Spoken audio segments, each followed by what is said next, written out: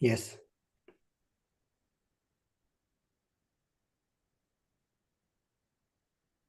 Con xin lỗi là con hơi nghe tiếng echo á, là chúng ta sẽ đến Dharamsala, sau đó đến cái vùng Chopema, đến thánh địa của cái Đức Liên Hoa Sinh và tất cả những cái thánh địa và mộ địa xung quanh cái vùng Chopema và cái vùng Mandi. Rồi sau đó sẽ lên đến cái vùng Manali và những cái làng Tây Tạng ở Manali cũng như là tất cả thánh địa ở vùng Manali. Và trước đây là tụi con còn định là sẽ đi tiếp dọc cái thung lũng Spiti rất là đẹp, con sông Spiti như là Drupon Kunsang vừa nói là vùng đó rất là đẹp. Nhưng mà cái thời gian tụi con đi á, là ngay cái lúc mà cái con đường nó chưa mở tại vì nó đang tuyết phủ đầy á. Cho nên cái thời gian chúng ta sẽ bắt đầu là xuất phát là tối 24 tháng 4 từ thành phố Hồ Chí Minh và từ Hà Nội.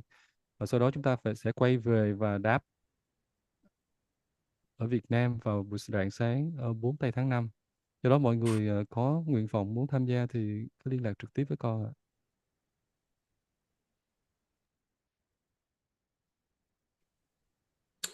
This Jigten Sumgong is the good resolution. I send you now, guys, and this should be good to print Jigten Sumgong alone. That Tanga is the very special because it's the commemoration of the 800 years of Lord Jigten Sumgong Parinirvana. Now in group I sent the Tanga. You guys can see. So that Tanga is I very heard good. echo sound là. I don't have. You have?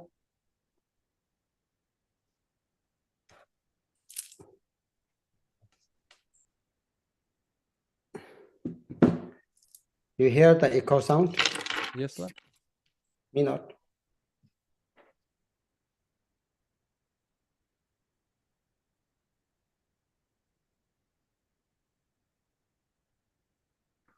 Yes, là.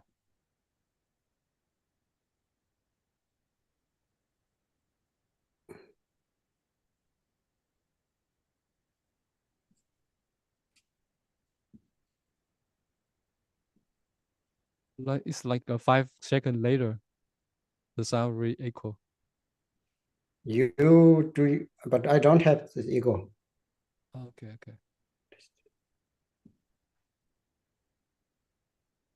You hear echo sound?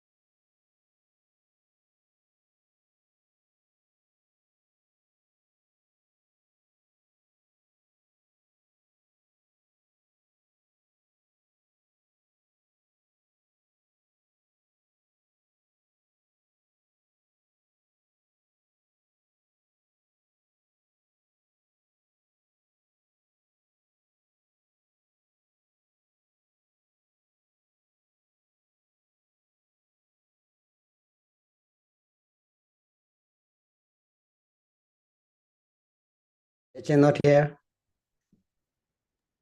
Yes, La. Should we start? Yes, please, La. Right. Recording in progress.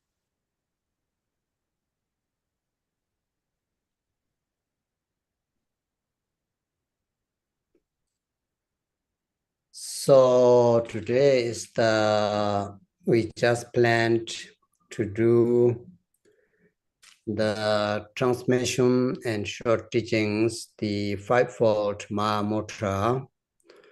I have just now attached in the Ranashri group the Tibetan text, the big one. This is actually the traditional of the Tigunga tradition for the practice. It's called the fivefold Mahamudra, the words of Dharmakirti. The words of Dharmakirti is the huge text, but this is what we practice. There's all many different sadhanas, different texts. You guys get all the small, short. Those are for daily practice mostly. And the traditional of the Jigongaju, the traditional text is we based on the words of Dharmakirti, which is the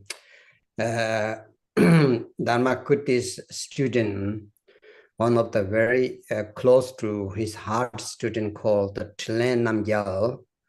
It is the first reincarnation of the Jigongaju high-ranking Lama, Lochen Rinpoche. So we have Lochen, Garchen, like that. So one is called Lochen, who now still in state Tibet. So he's the first reincarnation, was the student of Dharmakirti, and Dharmakirti is a hard student. So that guy, that Rinpoche, composed the Jigongaju, the fivefold Mahamudra text, which called Dharmakirti Shalung in Tibet. Dharmakirti Shalung means the words of Dharmakirti. So this is we normally practice for the 3-year retreat. And sometimes 3-year retreat, we do both of 6 yoga naropa, fivefold Mahamudra. But some systems, they do only the Mahamudra, which means the fivefold Mahamudra, and then they meditate for the Mahamudra the rest of the years. 10. So that's why this text, which I sent to you now in the group, this is only Tibet, but it might have been translated, but not yet published, all of this, because it is need to be reread and correct the translation. So that's why, but this is the text which I have sent to you guys here. Tripula, may I ask Tripula, because we have English version words of Dharmakirti, right? The blue cover. Blue cover, yes. And someone, my sister in America, requested me to translate into Vietnamese, and now I'm doing it. Okay. The title also named Words of Vajradhara Dharmakirti. The Words of Dharmakirti, yes. Yeah, and it's translated into English by Khenpo Chunjim Tenzin. I know, yeah, this one, yes. Tripula know that version, right? So is that the same with the Tibetan text Tripula just sent? This is same, yes. Okay. So I'm translating into Vietnamese because someone just requested me last week, 2 weeks ago. Yeah. So we're going to have Vietnamese version soon too. Very good. Drupon Kunsang vừa nói là Drupon Kunsang xin gửi lời chào tất cả mọi người, và ngày hôm nay thì chúng ta chuẩn bị có phần khẩu truyền về ngũ phần đại thủ ấn, cũng như là bài hướng dẫn ngắn.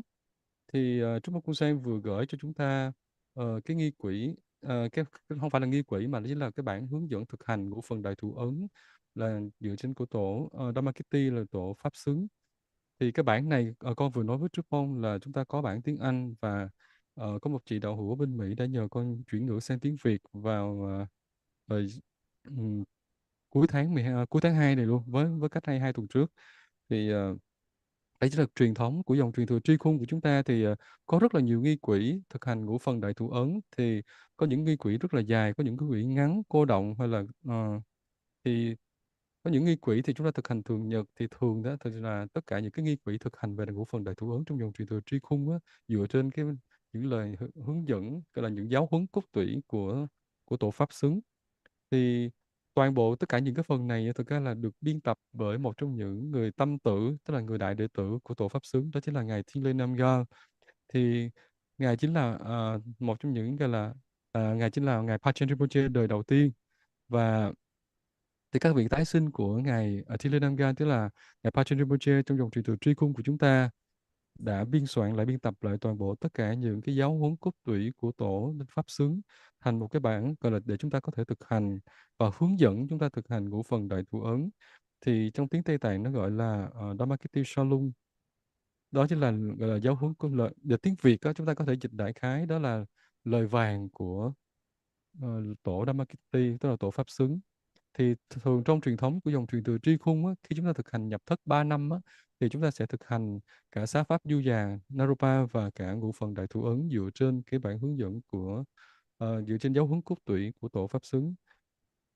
Thì thường á là một số thì là sẽ thực hành cả hai, một số thì chỉ có thực hành 3 năm, trọn 3 năm đó tập trung vào ngũ phần đại thủ ấn và thiền định về ngũ phần đại thủ ấn.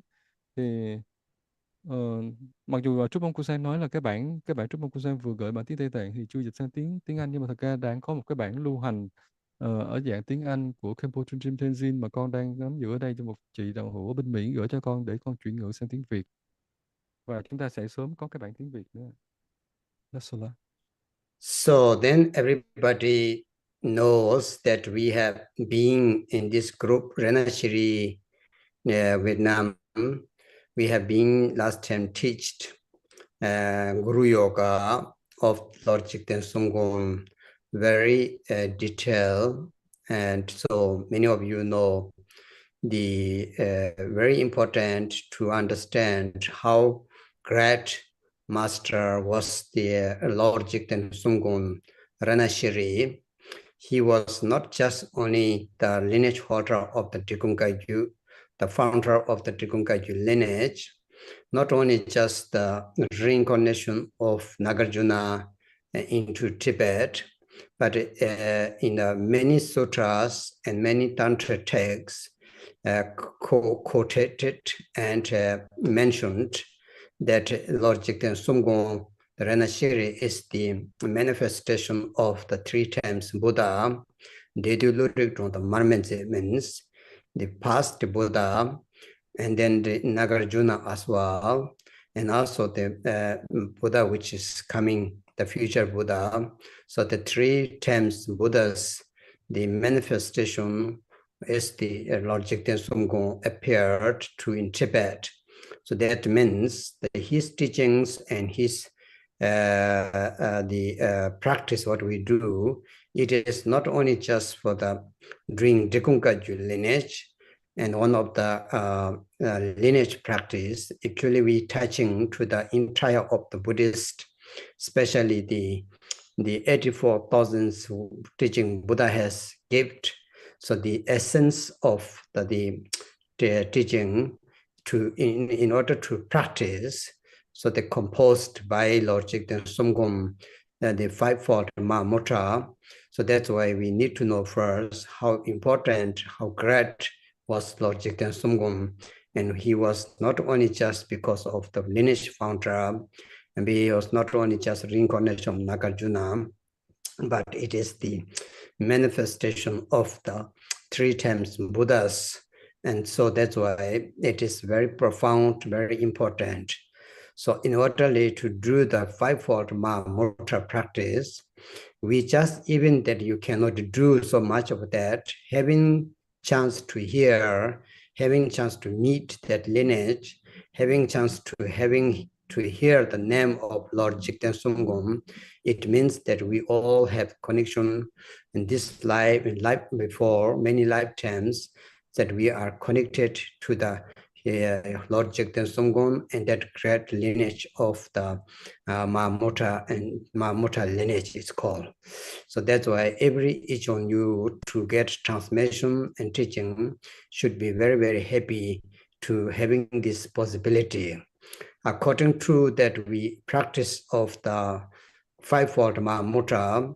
As everybody know, before the fivefold Mahamudra in traditional way, we do the preparation practice, which is the common preparation, uncommon preparation, and then the excellent preparation is called the three preliminary practice. So the three preliminary practice, which has also come from the most of the lineage, especially here, the Drupon tradition, Lord Jigten Songgon has said these are the most profound, that without doing that, so we cannot achieve the higher city or attainment.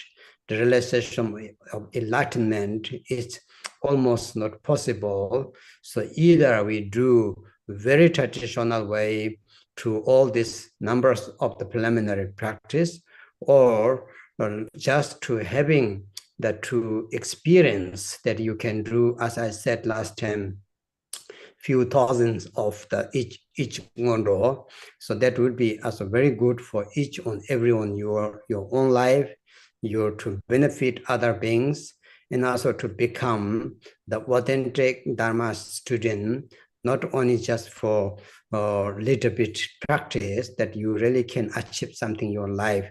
So this reason, so there is three different preliminary practice. The first one, as I said, common preliminary practice. Common means not only just Mahayana, not only just Vajrayana, it covers entire of the Buddhists, those who follows the Lord Buddha Shakyamuni. So we have to have the first common ngondro of common preparation preliminary practice, which is means that the four thoughts. The four thoughts everybody have studied, heard. It's not just to hear, it's not just to knowing the number of the four of them, but we need to have the practice and to meditate on that until certain experience, certain realizations that you can get.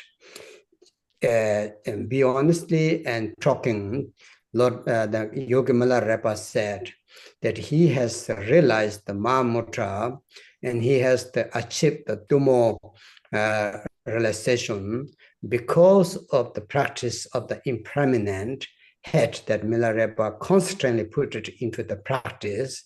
Because of the impermanent has helped to really become the diligent of the practitioner. So that's why the four thoughts is the first, everybody know, the precious of human life. Precious means to become the Dharma practitioner. Until that you not become the Dharma practitioner, till there, even you having the good body, good shape, whatever, it's not become precious. It is contaminated. It is composed by the suffering and karmic and the suffering and karmic karma composed of the five elements. It doesn't mean nothing is precious.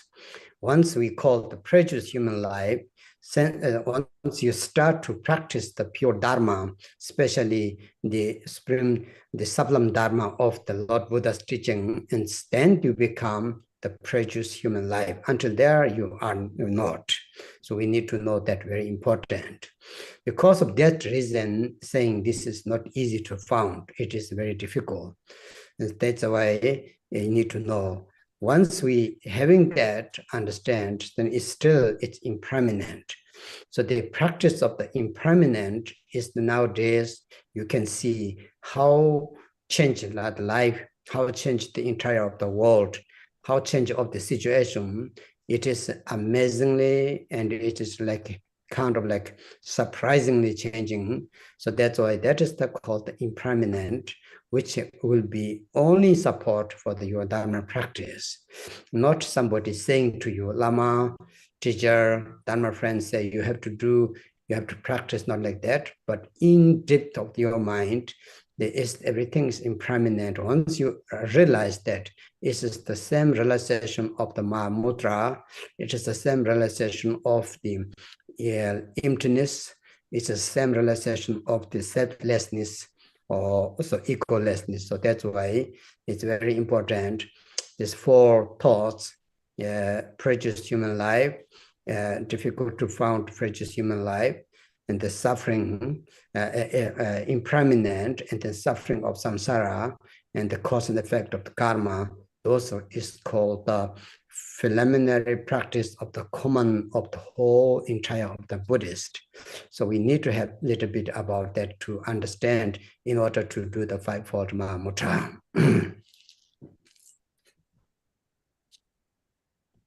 Thầy vừa nói rằng mỗi thành viên của chúng ta, Ratnashi của chúng ta thì trong năm vừa qua chúng ta đã học về giáo pháp, về gọi là đạo sư du già của sơ tổ Thích Thanh Xuân Ngôn, chúng ta đã học chi tiết rồi đúng không ạ? Thì chúng ta đã hiểu rõ ở cái cuộc đời, tức là đạo sư của chúng ta đó chính là sơ tổ Thích Thanh Xuân Ngôn, là một bậc đại đạo sư vinh quang như thế nào. Và ngài không chỉ là một bậc là thủ ngôi trưởng của một dòng truyền thừa, hay là một bậc thành lập nên một dòng truyền thừa, ngài còn là một vị tái sinh của tổ Long Thọ ở Tây Tạng, và toàn bộ tất cả các kinh điển và mật điển đều có huyền ký về sơ tổ của chúng ta, và ngài sẽ thị hiện, và ngài đồng thời cũng là hiện thân của ba đời chư Phật, đó là Phật quá khứ, là Phật nhiên đăng, Đức Phật hiện tại, cũng như tổ Long Thọ và cả Đức Phật tương lai. Và ngài thị hiện ở trên vùng đất Tây Tạng và mang giáo pháp của Đức Phật đến Tây Tạng, không chỉ là chứa đựng tinh túy của dòng truyền thừa KHi, mà còn chứa đựng toàn bộ tất cả các giáo pháp 84.000 pháp môn của Đức Phật Ca Mâu Ni, và chứa đựng tinh túy toàn bộ giáo pháp. Và toàn bộ giáo pháp của ngài đúc kết lại thì trong đó cũng có ngũ phần đại thủ ấn.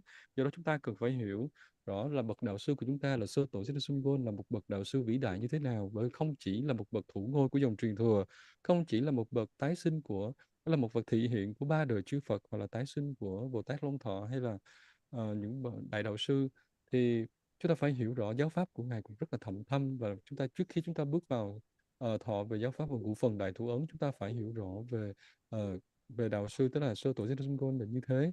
Và khi mà ngày hôm nay chúng ta được ở tại đây, chúng ta có cái cơ hội lắng nghe đến sơ tổ, lắng nghe đến giáo pháp của sơ tổ, chúng ta gặp được cái dòng truyền thừa tri khung, chúng ta nghe đến danh xưng của sơ tổ, đó chính là chúng ta đã có một cái kết nối sâu dày từ nhiều đời nhiều kiếp, từ quá khứ. Tại vì chúng ta đã có một kết nối với sơ tổ, do đó là chúng ta có kết nối với cái dòng truyền thừa của đại thủ ấn. Do đó mỗi chúng ta ngày hôm nay chúng ta cần phải cảm thấy vô cùng hạnh phúc và vô cùng gọi là hoan hỷ, bởi vì chúng ta có một cái kết nối sâu dày như thế. Thì trước khi mà chúng ta bước vào ngũ phần đại thủ ấn, thì là thường trong ngũ phần đại thủ ấn á, chúng ta phải biết là có cái pháp tu sơ khởi. Thì pháp thu sơ khởi gồm có pháp thu phổ thông, nghĩa là gọi là quán 4 điểm chuyển tâm, pháp thu phi thường và pháp thu tối thắng, pháp thu sơ khởi phi thường và pháp thu sơ khởi tối thắng.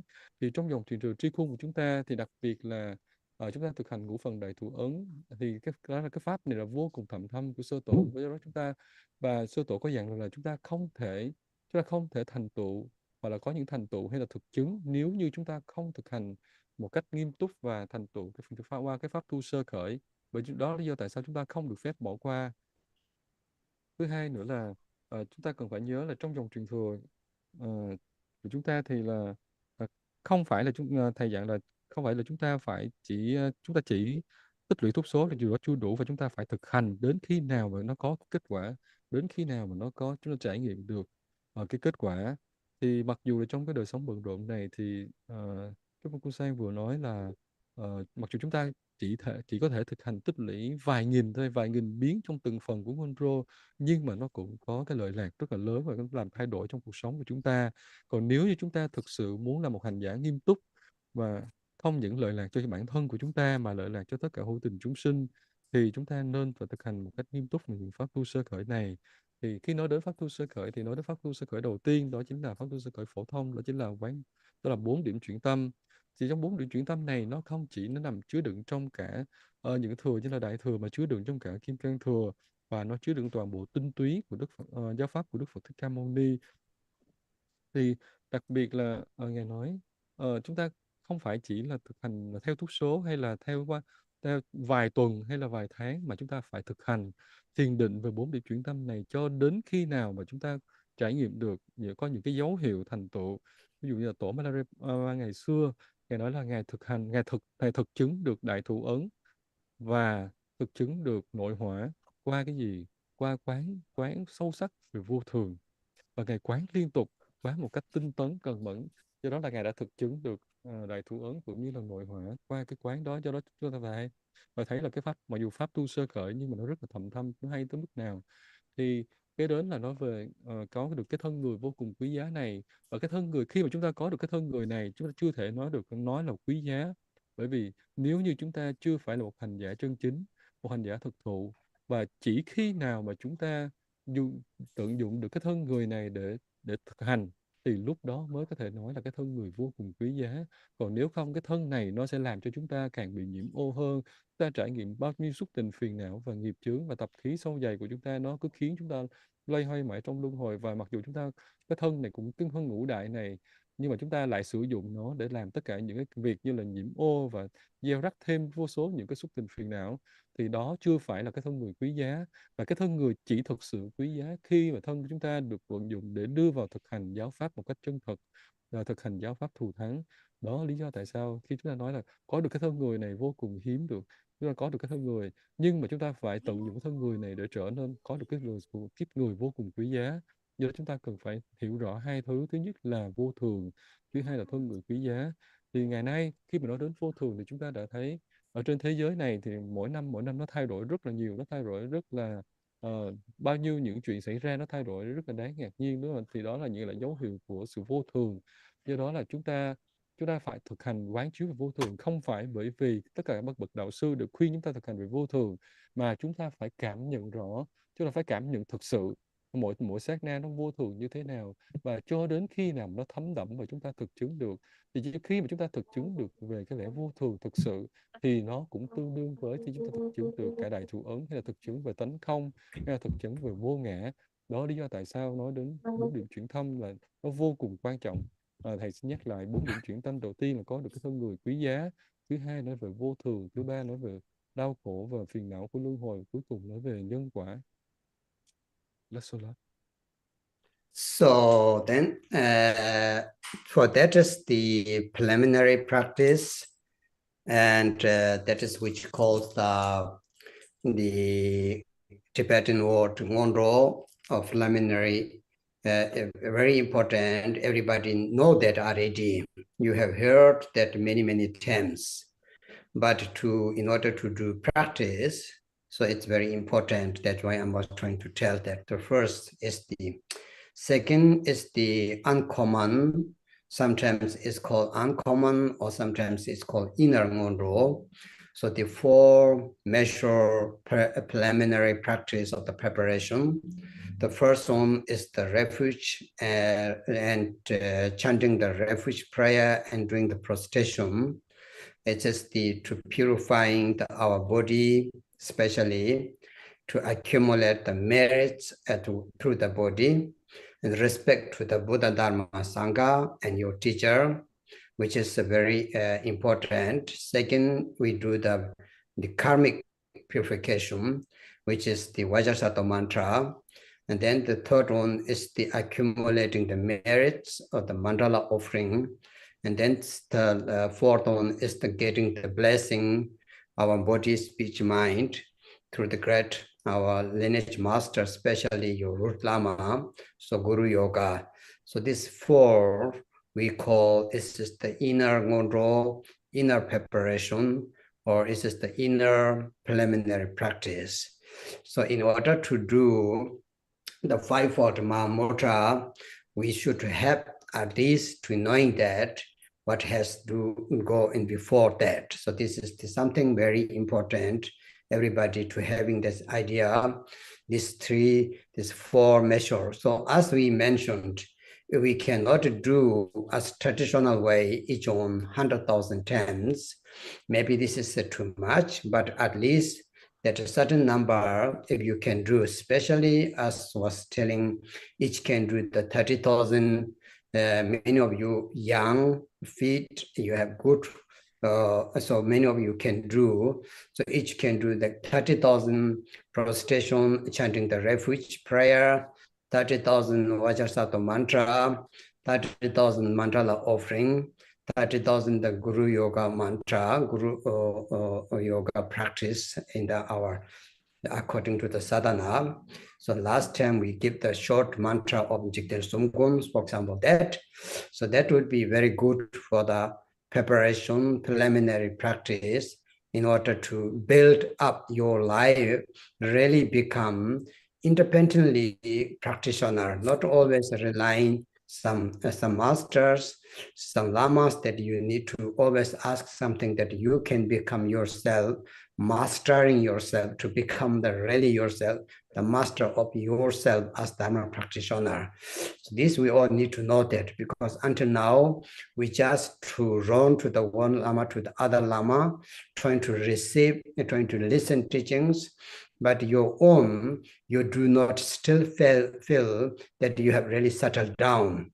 You still feel that you are ready to do your own. You are feeling that you can do your practice without having guide somebody, so you can do. So until now, we still groundless. There is no basis, very much solid. The basis we have not yet, fundamental is not built it. So that's just the Ngondro practice is the foundation, and the foundation of the good practice. So we need that. So that's why that is each one. Even you cannot do all of the much for that, each one to make such some experience, some practice will be very, very good to do that. So in order to do the fivefold Mahamudra, this is what I'm telling you is the systematic way. So then after that, excellent preparation or excellent preliminary practice we call. So this is the fivefold Mahamudra. It is the preparation, means to prepare to enlightenment, prepare to realization of Mahamudra. It is preliminary practice, means to become that foundation of understanding of realization, the Mahamudra, and also in order to touch the Naro Yoga. So if people want to furthermore practice, having this experience, having this kind of practice, so then we can go to the six yoga of the Naropa practice as well. So that's why it's very important to know the common Ngondro, common preliminaries, and then the uncommon or the inner, or its inner preliminaries. So these are the information for you before to enter into the fivefold Mahamudra.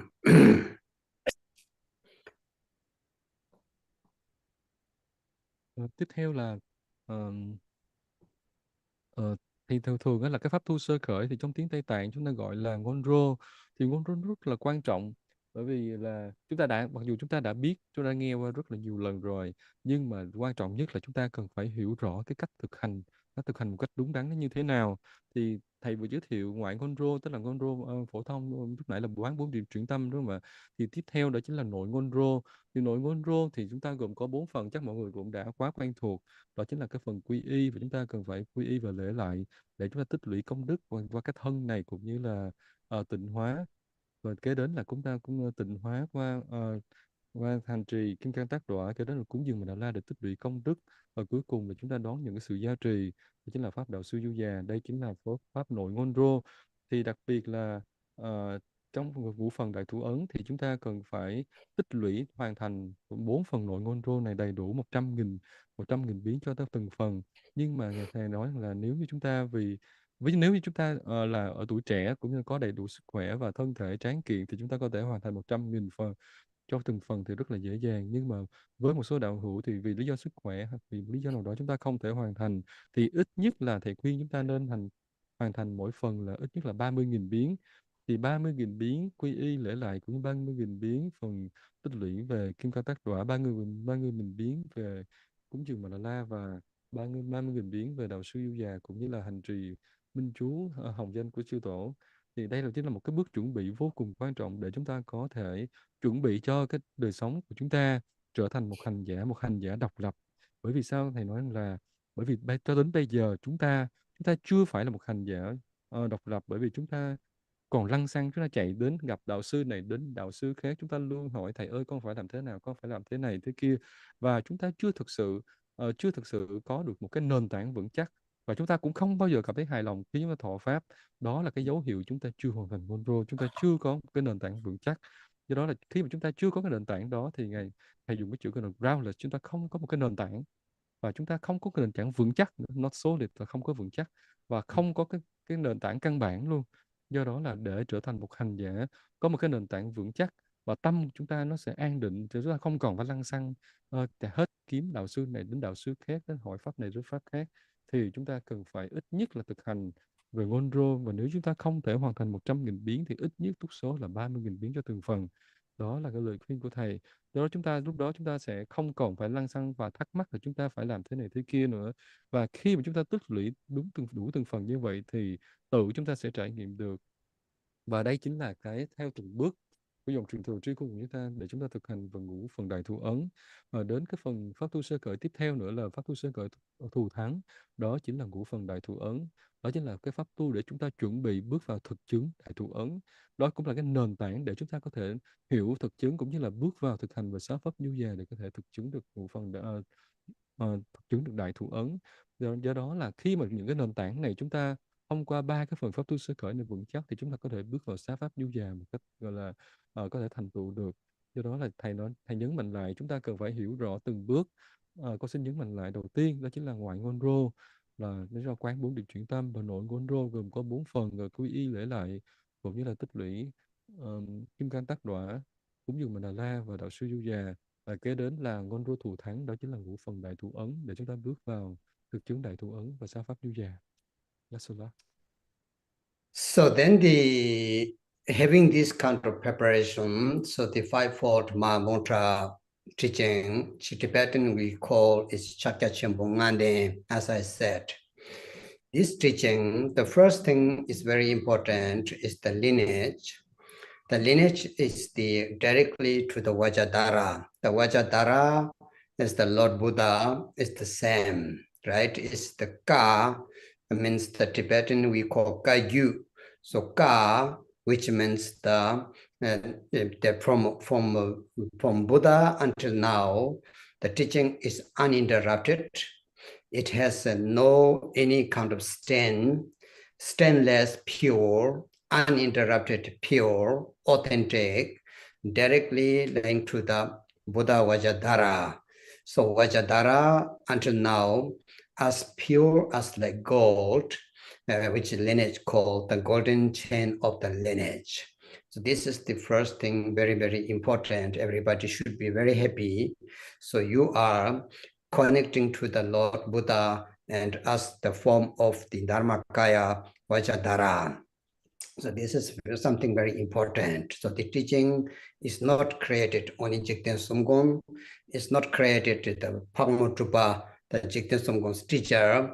It is come from the Vajradhara. There is no better teaching than you can get anywhere because it is the directly teaching from the Buddha. Ka means that it's directly go back to the Vajradhara. Kaju means it is the continual lineage. It never interrupted. It never stopped. It never had any kind of interrupted. It is uninterrupted, pure. So it's called Kaju. So this is the very important the teaching what you are getting.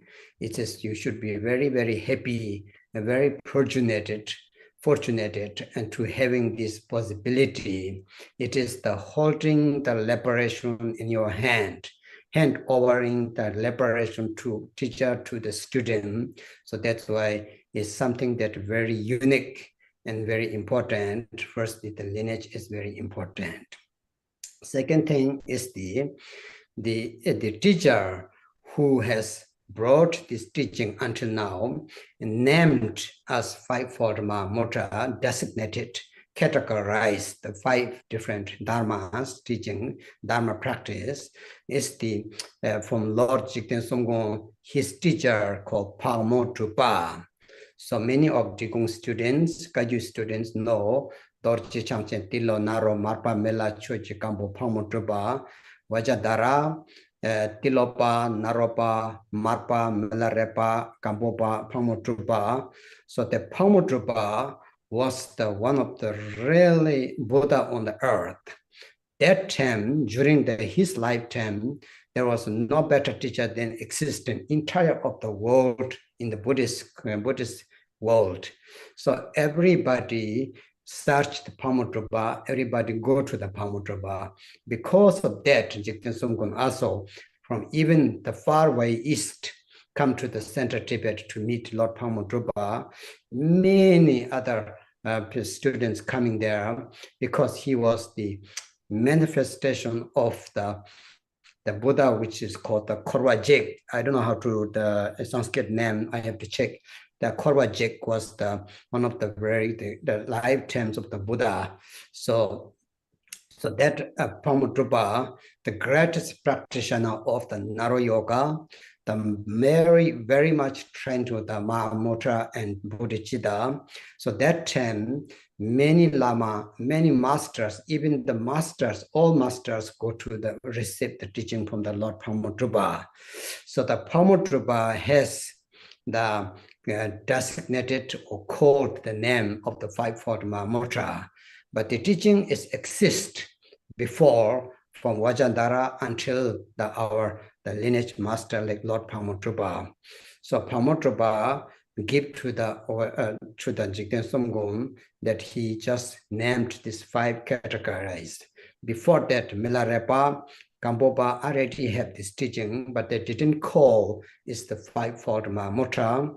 They didn't call is the five dharmas Mahamudra. They just give continued teachings. But Phamudrupa said this is the essence of the teaching of the Lord Buddha. So everyone who can practice that, there is no doubt that you will not achieve the Mahamudra realization. So everyone, you very lucky actually, very good karma. You should feel so good karma to connected here is reconnected. You have been already connected to that lineage. You already have been that practice. Otherwise, it's not possible. So it's like reconnecting, reuniting with your family. So feel that Jigten Sumgun and Phamudrupa is meeting with your ancestors like parents and grandparents like that.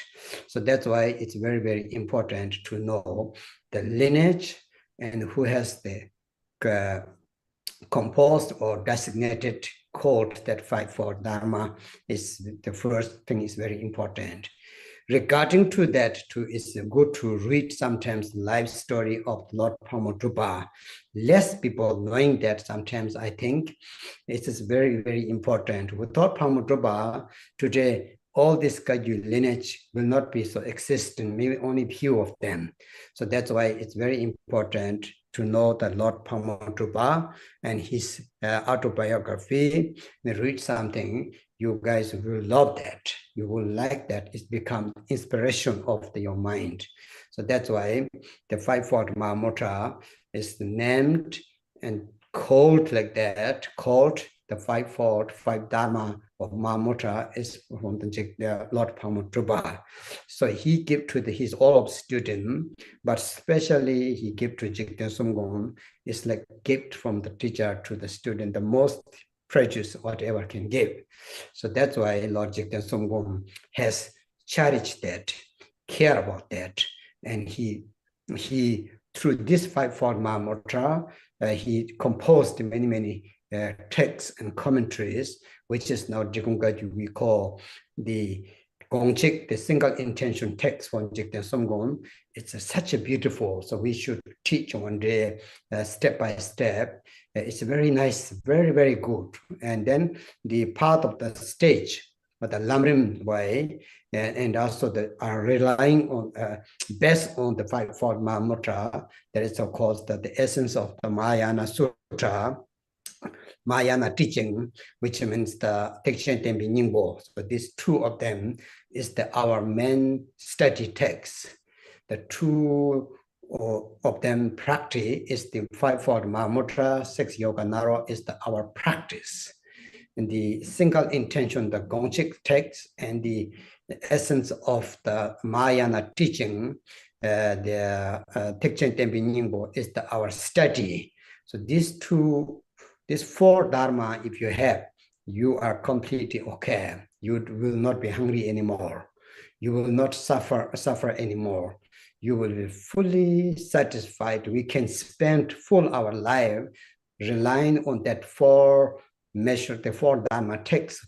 So two of them, the practice, it covers all the teaching, and the two studies, it covers all philosophy. So that's why it's very important. Each of our students here today, hopefully most of you are having very much connected to the Lord Jigten Somgom. You feel so family, so familiar, so touching to your heart. And so, as I said, so that's why we will today do the transmission of the five-fold Mahamudra. It's too long? Just a bit long. It's okay. You tell me, okay? It's okay. Trước tiên á, là khi mà chúng ta nói đến ở ngũ phần đại thủ ấn á, thì chúng ta cần phải hiểu rõ về, thứ nhất là về cái dòng truyền thừa, thứ hai là phần đạo sư. Thì về dòng truyền thừa của chúng ta là dòng truyền thừa từ Đức Kim Cương Trì, dòng truyền thừa của Khagyupa, thì cái chữ Kha ở đây đó chính là từ Đức Phật Bản Lai, Đức Kim Cương Trì ở trong hình tướng của Pháp Thân. Thì đó, cái chữ Kha này nó còn một cái ý nghĩa nữa là chữ Gyu này có nghĩa là liên tục không gián đoạn. Thì cái kha này nó còn mang một cái ý nghĩa rất là hay nữa, đó chính là cái sự thanh tịnh, cái sự vô nhiễm. Và cái từ Đức Kim Cương Trì, nó thanh tịnh như là vàng, nó trong sạch như là vàng. Đó là từ cái thời đại huy hoàng, một cái dòng truyền thừa huy hoàng từ Đức Kim Cương Trì, là trong hình tướng Pháp Thân. Thì đấy là, thì từ Đức Kim Cương Trì chúng ta đã biết là qua các tổ thì đến tổ Pháp Môn Trupa là đạo sư của sơ tổ của chúng ta. Thì đây là cái dòng truyền thừa kết nối trực tiếp từ Đức Phật, và cái đó là ý nghĩa của chữ Kha. Còn cái chữ Gyu có nghĩa là tương tục, cái sự tương tục không gián đoạn. Cái gì là không gián đoạn? Đó chính là cái sự thanh tịnh không gián đoạn. Và chúng ta cần phải hiểu rõ cái dòng truyền thừa, đặc biệt là cái pháp mà chúng ta đang đón nhận ngày hôm nay. Và chúng ta cần phải cảm thấy vô cùng hạnh phúc và vô cùng may mắn, vô cùng hoan hỷ.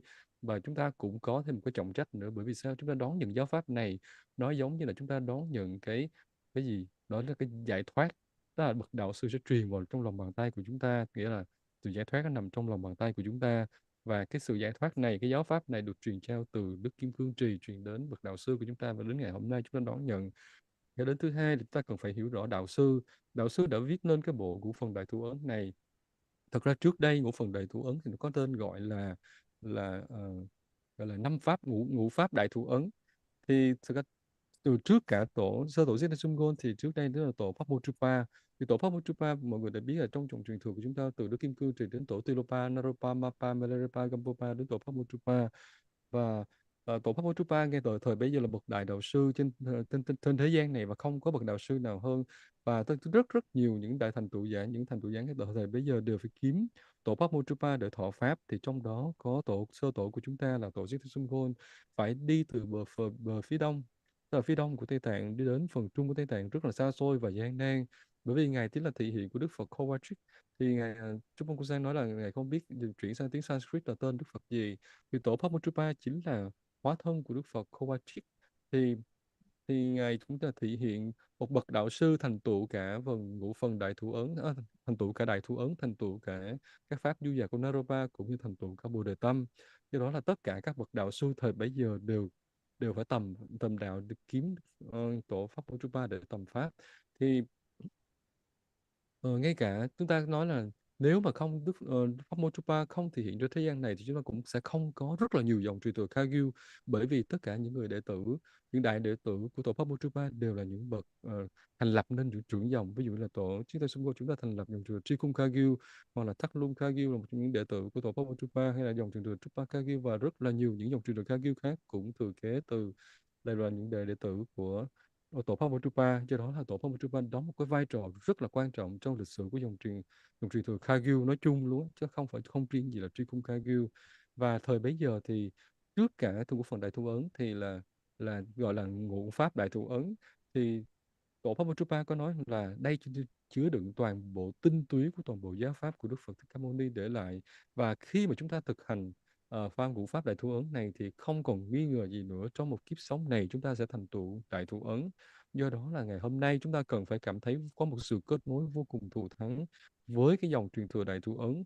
Do đó chúng ta giống như là có một cái sự quay về, một cái sự kết nối lại, một cái sự gọi là về nhà, trở về với tổ tiên của chúng ta, trở về với ông bà cha tổ tiên của chúng ta, đó chính là chư thành tựu giả trong dòng truyền thừa Đại Thủ Ấn. Và chúng ta cần phải tìm hiểu cái tiểu sử của tổ MAHAMUDRA, bởi vì tiểu sử của ngài và kể về cuộc đời của ngài nó rất là hay, và chúng ta sẽ cảm thấy vô cùng có sự kết nối, vô cùng thù thắng. Chúng ta cần phải, chắc chắn là chúng ta sẽ thích.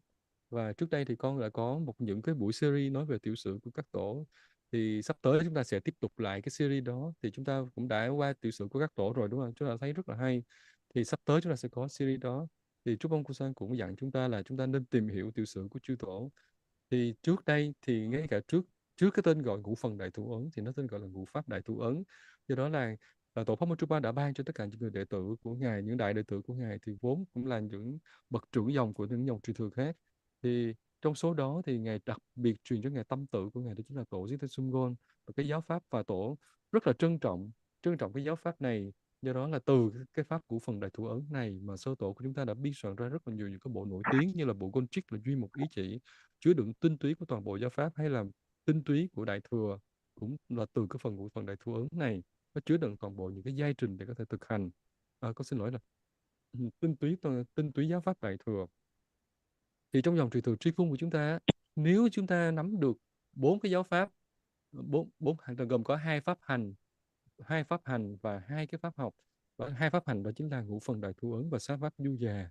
Còn hai cái sở học đó chính là gông trích và tinh túy của đại thừa. Thì là chúng ta chưa nắm trọn vẹn toàn bộ giáo pháp, chúng ta không cần phải tìm kiếm cái gì khác nữa, chúng ta không còn cảm thấy thiếu gì nữa, và chúng ta có thể dành trọn cả đời thực hành bốn pháp này.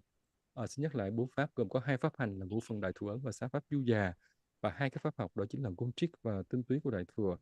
Thì đó chính là chứa đựng toàn bộ tinh túy của giáo pháp, toàn bộ tất cả những cái triết lý Phật học, cũng như là toàn bộ những cái sở hành, những thực hành trong cái 84.000 pháp môn của Đức Phật Thích Ca Mâu Ni. Thì ngày hôm nay thì toàn bộ tất cả những người đệ tử chúng ta đang tề tụ tại đây, chúng ta chuẩn bị đón nhận khẩu truyền về ngũ phần đại thu ấn này, thì chúng ta phải cảm thấy vô cùng có một cái sự kết nối vô cùng linh thiêng, và chúng ta phải cảm thấy có sự lay động ở trong tim của chúng ta, và cảm thấy rất là quen thuộc, như là chúng ta trở về. That's a lot. So knowing that, as I said now, the fivefold Mahamudra, the very good commentary, teaching to understanding of the fivefold Mahamudra from Logic and Sunggun is, as I said before, the commentary from the Dharmakirti. So the Dharmakirti, the words of Dharmakirti text is the very detailed and very clear, because Dharmakirti was one of the very important master, not only just from the Drikunkaju, even considering from the Nyingma tradition, many other traditions, he was the really yogi and also the practitioner of the mostly in the tantric and in sutra both. And same time, he was the doctor of the medicine and astrology and everything. So it is just called the omniscient of the Dharmakirti. He was knowing everything. So that composed the fivefold Mahamudra from Dharmakirti is something very amazing, very important teaching. And also the six yoga Naropa and Drikunkaju is relying on the Dharmakirti's commentary. The single point, the single intention Gongjik commentary also on Dharmakirti is almost the best. And then the other also. So that's why we should all have to think about and read, if you have possibility, the autobiography of the Dharmakirti. So that's why you know the lineage a little bit. So that will be very good. Now, the fivefold Mahamudra, today we don't do too detailed teaching, go to the short transmission. But anyway, the fivefold Mahamudra, the first we need to know there is five Dharma.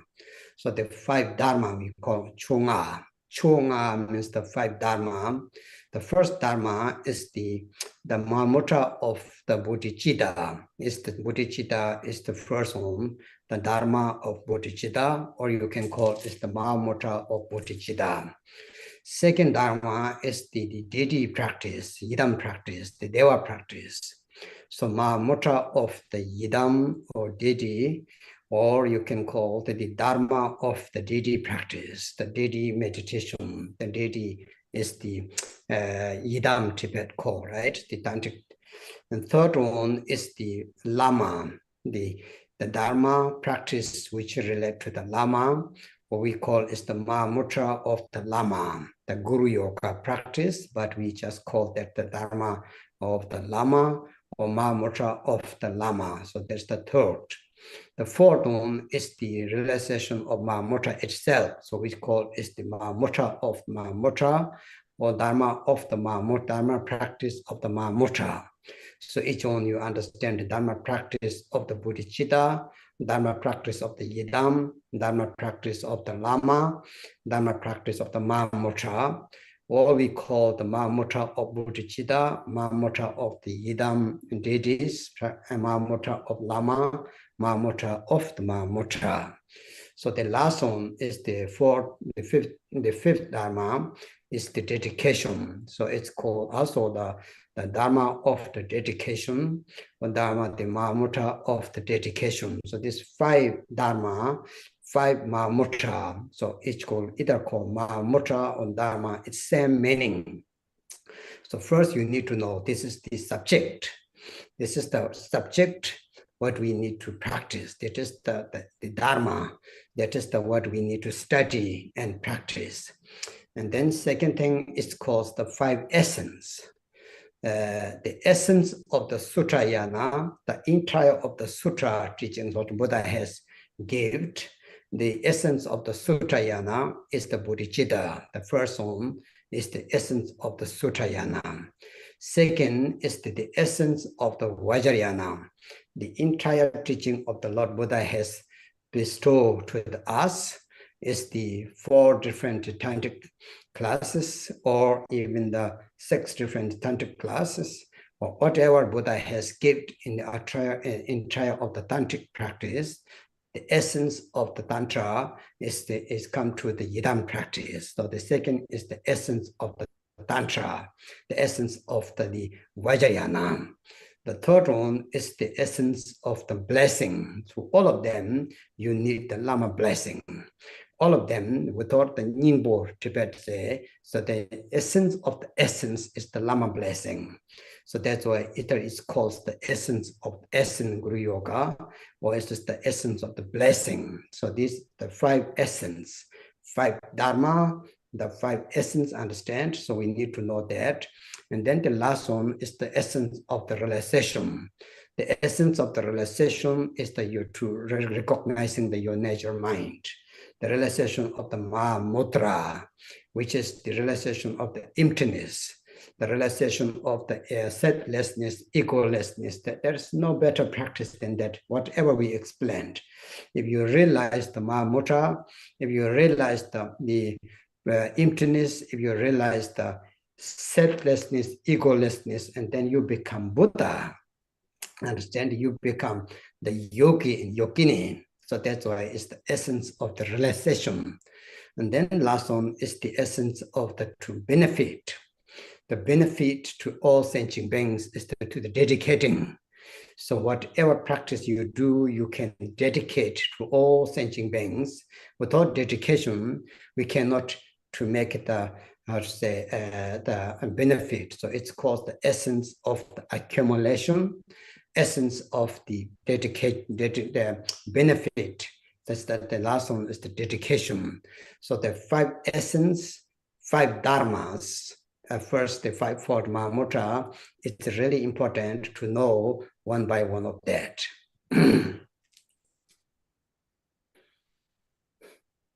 Tiếp theo, khi mà chúng ta nói đến ngũ phần đại thủ ấn thì chúng ta nói đến tất cả những cái phần luận giảng. Những cái phần luận giảng thì trong số tất cả những phần luận giảng về ngũ phần đại thủ ấn thì phần luận giảng của tổ Dhammakirti là vô cùng quan trọng, bởi vì nó rất là rõ ràng, nó rất là chi tiết và nó vô cùng quan trọng ở trong dòng truyền thừa truy cung của chúng ta. Thì tổ Dhammakirti không chỉ là bậc đạo sư lỗi lạc của dòng truyền thừa Kagyu nói chung, mà còn là một bậc đạo sư rất là nổi tiếng cả bên dòng Nyingma nói chung. Ngài là một vị đại yogi, đặc biệt là tất cả những cái pháp mật thừa, cả kinh thừa, và ngài còn là một bậc gọi là lương y, và ngài cũng là một bậc gọi là y sư, cũng là một bậc gọi là kể cả thiên văn. Cho nên chúng ta gọi là đứng toàn tri Dhammakirti, đứng toàn tri pháp xứng. Thì ngài có cái trí tuệ toàn tri, và ngài biên soạn cả không những về ngũ phần đại thủ ấn mà cả sáu pháp du già của tổ Naropa cũng như vậy. Thì trong dòng truyền thừa trí cung của chúng ta, khi mà chúng ta nhập thức sáu pháp du già thì chúng ta cũng dựa trên cái phần luận giảng là cái phần dấu huấn cốt truyện của tổ Dhammakirti. Và ngoài ra cái bộ Gontrich cũng tương tự như vậy. Khi mà chúng ta nghiên cứu học về Gontrich thì chúng ta cũng dựa trên cái phần luận giảng của tổ Dhammakirti về Gontrich. Thì là ngài một bậc đạo sư gọi là có trí tuệ vô cùng toàn tri, chứ chúng ta phải cảm thấy, chúng ta phải nghĩ rằng là vô cùng may mắn và chúng ta có được cái sự kết nối với tổ Dhammakirti. Và chúng ta phải và chúng ta nên là thầy khuyên chúng ta nên tìm hiểu về tiểu sử của ngài cũng như là những cái câu chuyện về cuộc đời của ngài. Thì ngày hôm nay, trước khi đi vào cái phần khẩu truyền và ngũ phần đại thủ ấn, thì chúng ta cần phải hiểu ngũ phần đại thủ ấn, đó thực ra chính là năm pháp, ngũ pháp đại thủ ấn. Thì trong tiếng Tây Tạng gọi là Chonga. Thì cái pháp đầu tiên đó chính là đại thủ ấn về Bồ Đề Tâm, hoặc là pháp về Bồ Đề Tâm. Thứ hai gọi là thủ ấn về bổn tôn, hay là pháp về bổn tôn. Thứ ba thủ ấn về đạo sư, hay là pháp về đạo sư. Thứ tư gọi là thủ ấn về thủ ấn, hay là pháp về đại thủ ấn, đó chính là đại thủ ấn. Cuối cùng đó là thủ ấn về hồi hướng, hay là pháp hồi hướng. Thì chúng ta cần phải hiểu rõ cần có 5 cái phần đại thủ ấn này. Thì thật ra đó chứa đựng năm cái tinh túy. Thì toàn bộ tất cả trong kinh thừa, thì cái tinh túy của đầu tiên á, đó chính là tinh túy của toàn bộ kinh thừa, đó chính là Bồ Đề Tâm. Đó chính là ngũ phần, đó là cái phần thủ ấn đầu tiên là thủ ấn về Bồ Đề Tâm. Thứ hai nữa, toàn bộ tinh túy của mật thừa, bao gồm cả 4 thứ lớp mật thừa trong tân mật, hay là 9 thứ lớp mật thừa trong cụ mật. Thì toàn bộ tinh túy của tất cả mật thừa, tinh túy của tất cả những cái giáo pháp, những cái mật điển mà Đức Phật đã để lại cho chúng ta, thì tinh túy nó nằm ở trong cái phần thực hành về bổn tôn, đó chính là thủ ấn về bổn tôn. Thứ ba là tinh túy về sự gia trì, đó chính là cái pháp thực hành về đạo sư. Thì đây là tinh túy của tinh túy của toàn bộ tất cả những cái mạch gia trì của dòng truyền thừa, của cái sự gia trì của dòng truyền thừa của đạo sư. Nó nằm ở trong cái phần thực hành về đạo sư già, thì nó nằm ở trong cái phần thực hành về đạo sư, ở trong cái phần ngũ phần đại thủ ấn, đó chính là thủ ấn về đạo sư. Và cái thứ tư đó là tinh túy về sự thực chứng, đó chính là thực chứng về tự tánh tâm, thực chứng về tánh không, thực chứng về tánh vô ngã. Thì khi mà chúng ta nói đến thực chứng về đại thủ ấn, thực chứng về tự tánh tâm, thực chứng về tánh không, thực chứng về vô ngã, thì toàn bộ cái phần này đó chính là tinh túy của thường thực chứng, nó nằm ở trong cái phần là thủ ấn của đại thủ ấn. Đó chính là khi mà chúng ta thực chứng được phần này, có nghĩa là chúng ta trở thành một vị Phật, chúng ta trở thành một vị yogi hành giả yogi thực thụ, hoặc là một vị yogini thực thụ. Và cái phần thứ năm đó chính là tinh túy về lợi lạc. Thì để có thể lợi lạc tất cả hữu tình chúng sinh, thì chúng ta không thể nào không hồi hướng. Đó chính là cái phần thủ ấn về hồi hướng, là chứa đựng tinh túy phần lợi lạc. Là chúng ta không những lợi lạc tất cả hữu tình chúng sinh, mà chúng ta có thể tích lũy vô lượng công đức qua cái phần thực hành về thủ ấn về hồi hướng này. That's all. So five-fold Mahamudra. So the fold means those fives are together. Five Dharma, five essence. Nyingbonga, Chunga, Tibet. So five Dharma means the Chunga, and Nyingbonga means the five essence. Now, how they can understand? So Jigten Sumgum put it them into the Vajar song as like poem, very beautiful poem that he wrote is for the five examples that we need to know. The first example is the raising horse. The Bodhicitta practice should be like raising horse, so that public become happy, joyful, and the public can that we enjoy to applaud that everybody that her raising horse who will be the winner. So who raised very good. So the Bodhicitta is the example as like raising horse. Second is the Yidam practice. He has put it example as the king. The pride, Yidam pride, is to establish the kingdom, the changeless ground, the unshakable ground, so become the like king. So it's the second example is the king as the yidam practice, that you have to have the yidam's pride. So that all dharmapalas, dakinis, retinues can follow you and can obey to you, can listen you, because you become within yourself as yidam. The second example is the king. The first example is the raising horse. Second is the king. Third example is to get the blessing from the Lama. It's not only just blessing, to get the knowledge from your teacher, to get all the teachings from your Lama. So it's like snow mountain. The third example is like snow mountain, understand? So snow mountain is the third example. So the snow mountain can melt the water to fulfill all those who thirst, those everything they're growing here, plants, everything. So that's why the third example is the snow mountain. Okay, it's very, very important to know that one by one. So the fourth example is the pure blue sky, without any cloud, without any stains. On the pure blue sky is the true nature of mind, is the Mahamudra. So the fourth example is the sky. The pure blue sky is the fourth example. The fifth example is the fulfilled jewel, the jewel which to fulfill. That the jewel, if we have, so very special jewel, if you have, which calls the fulfill. So you have to polish it, you have to clean it, and you have to put in a nice place, it will fulfill you. So that is the dedication. So that way, these 5 examples, understand? First example is the raising horse. And second example is the king who can establish or rule his kingdom in a peaceful way. Third example is the mountain, which has the limitless waters that we can get.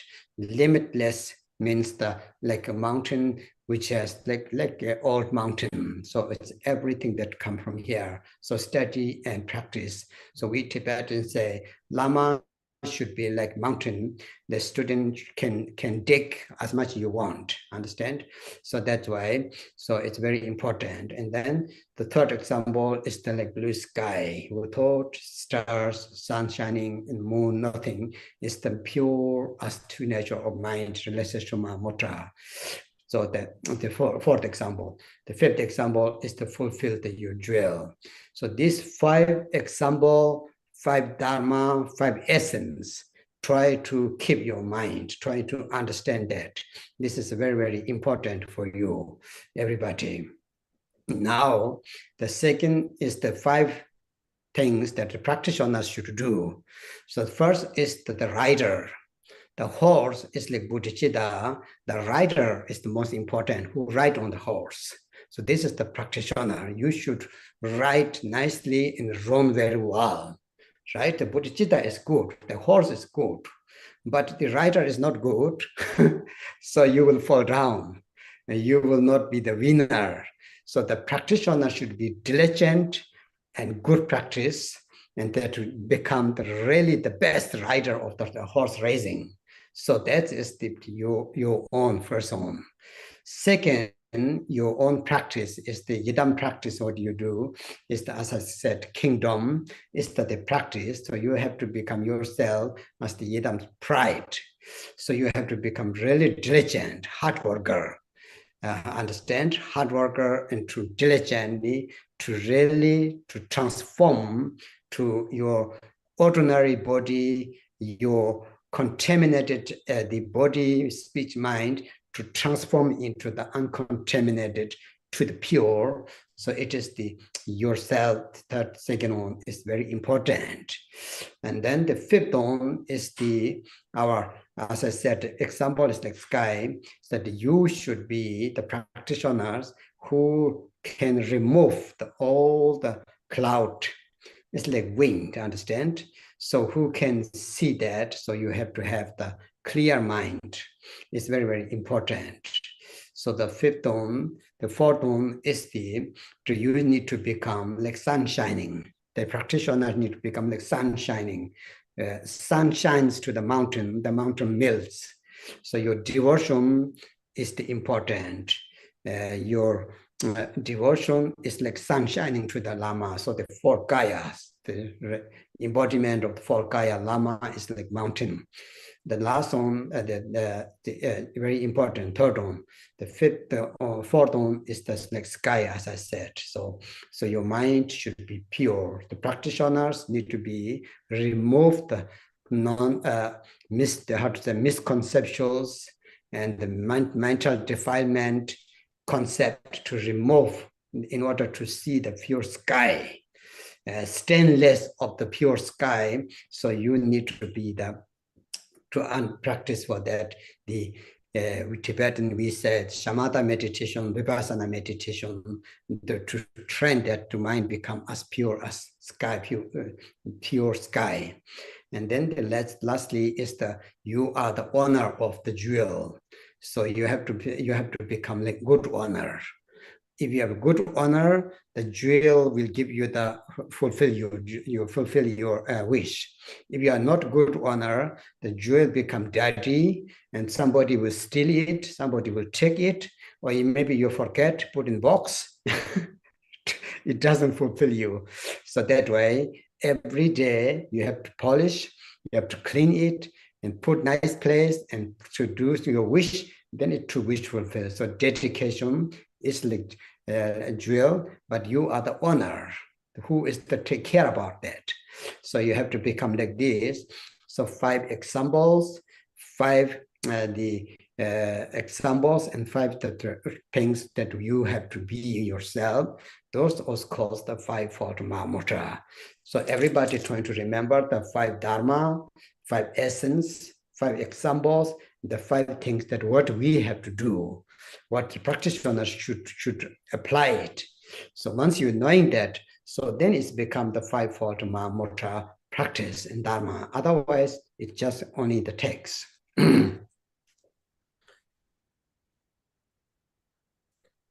Cái đó là khi vừa nói xong cái phần gọi là 5 pháp đúng không ạ? Ngũ pháp và 5 cái tinh túy. Đó chính là 5 pháp thì trong tiếng Tây Tạng gọi là chôn nha, còn 5 cái tinh túy gọi là liên pôn nha. Thì kế đến là chúng ta sơ tổ sư Ngôn đã có đặt vào đưa toàn bộ tất cả ngũ phần đại thu ấn này thành những cái bài hát chứng đạo ca và chúng ta kim cương. Thì trong đó thì ngài có 5 cái ví dụ và 5 cái ẩn dụ. Thì chúng ta phải nhớ gồm có 4 phần nha. Đầu tiên là ngũ pháp, là kế đến là 5 cái tinh túy.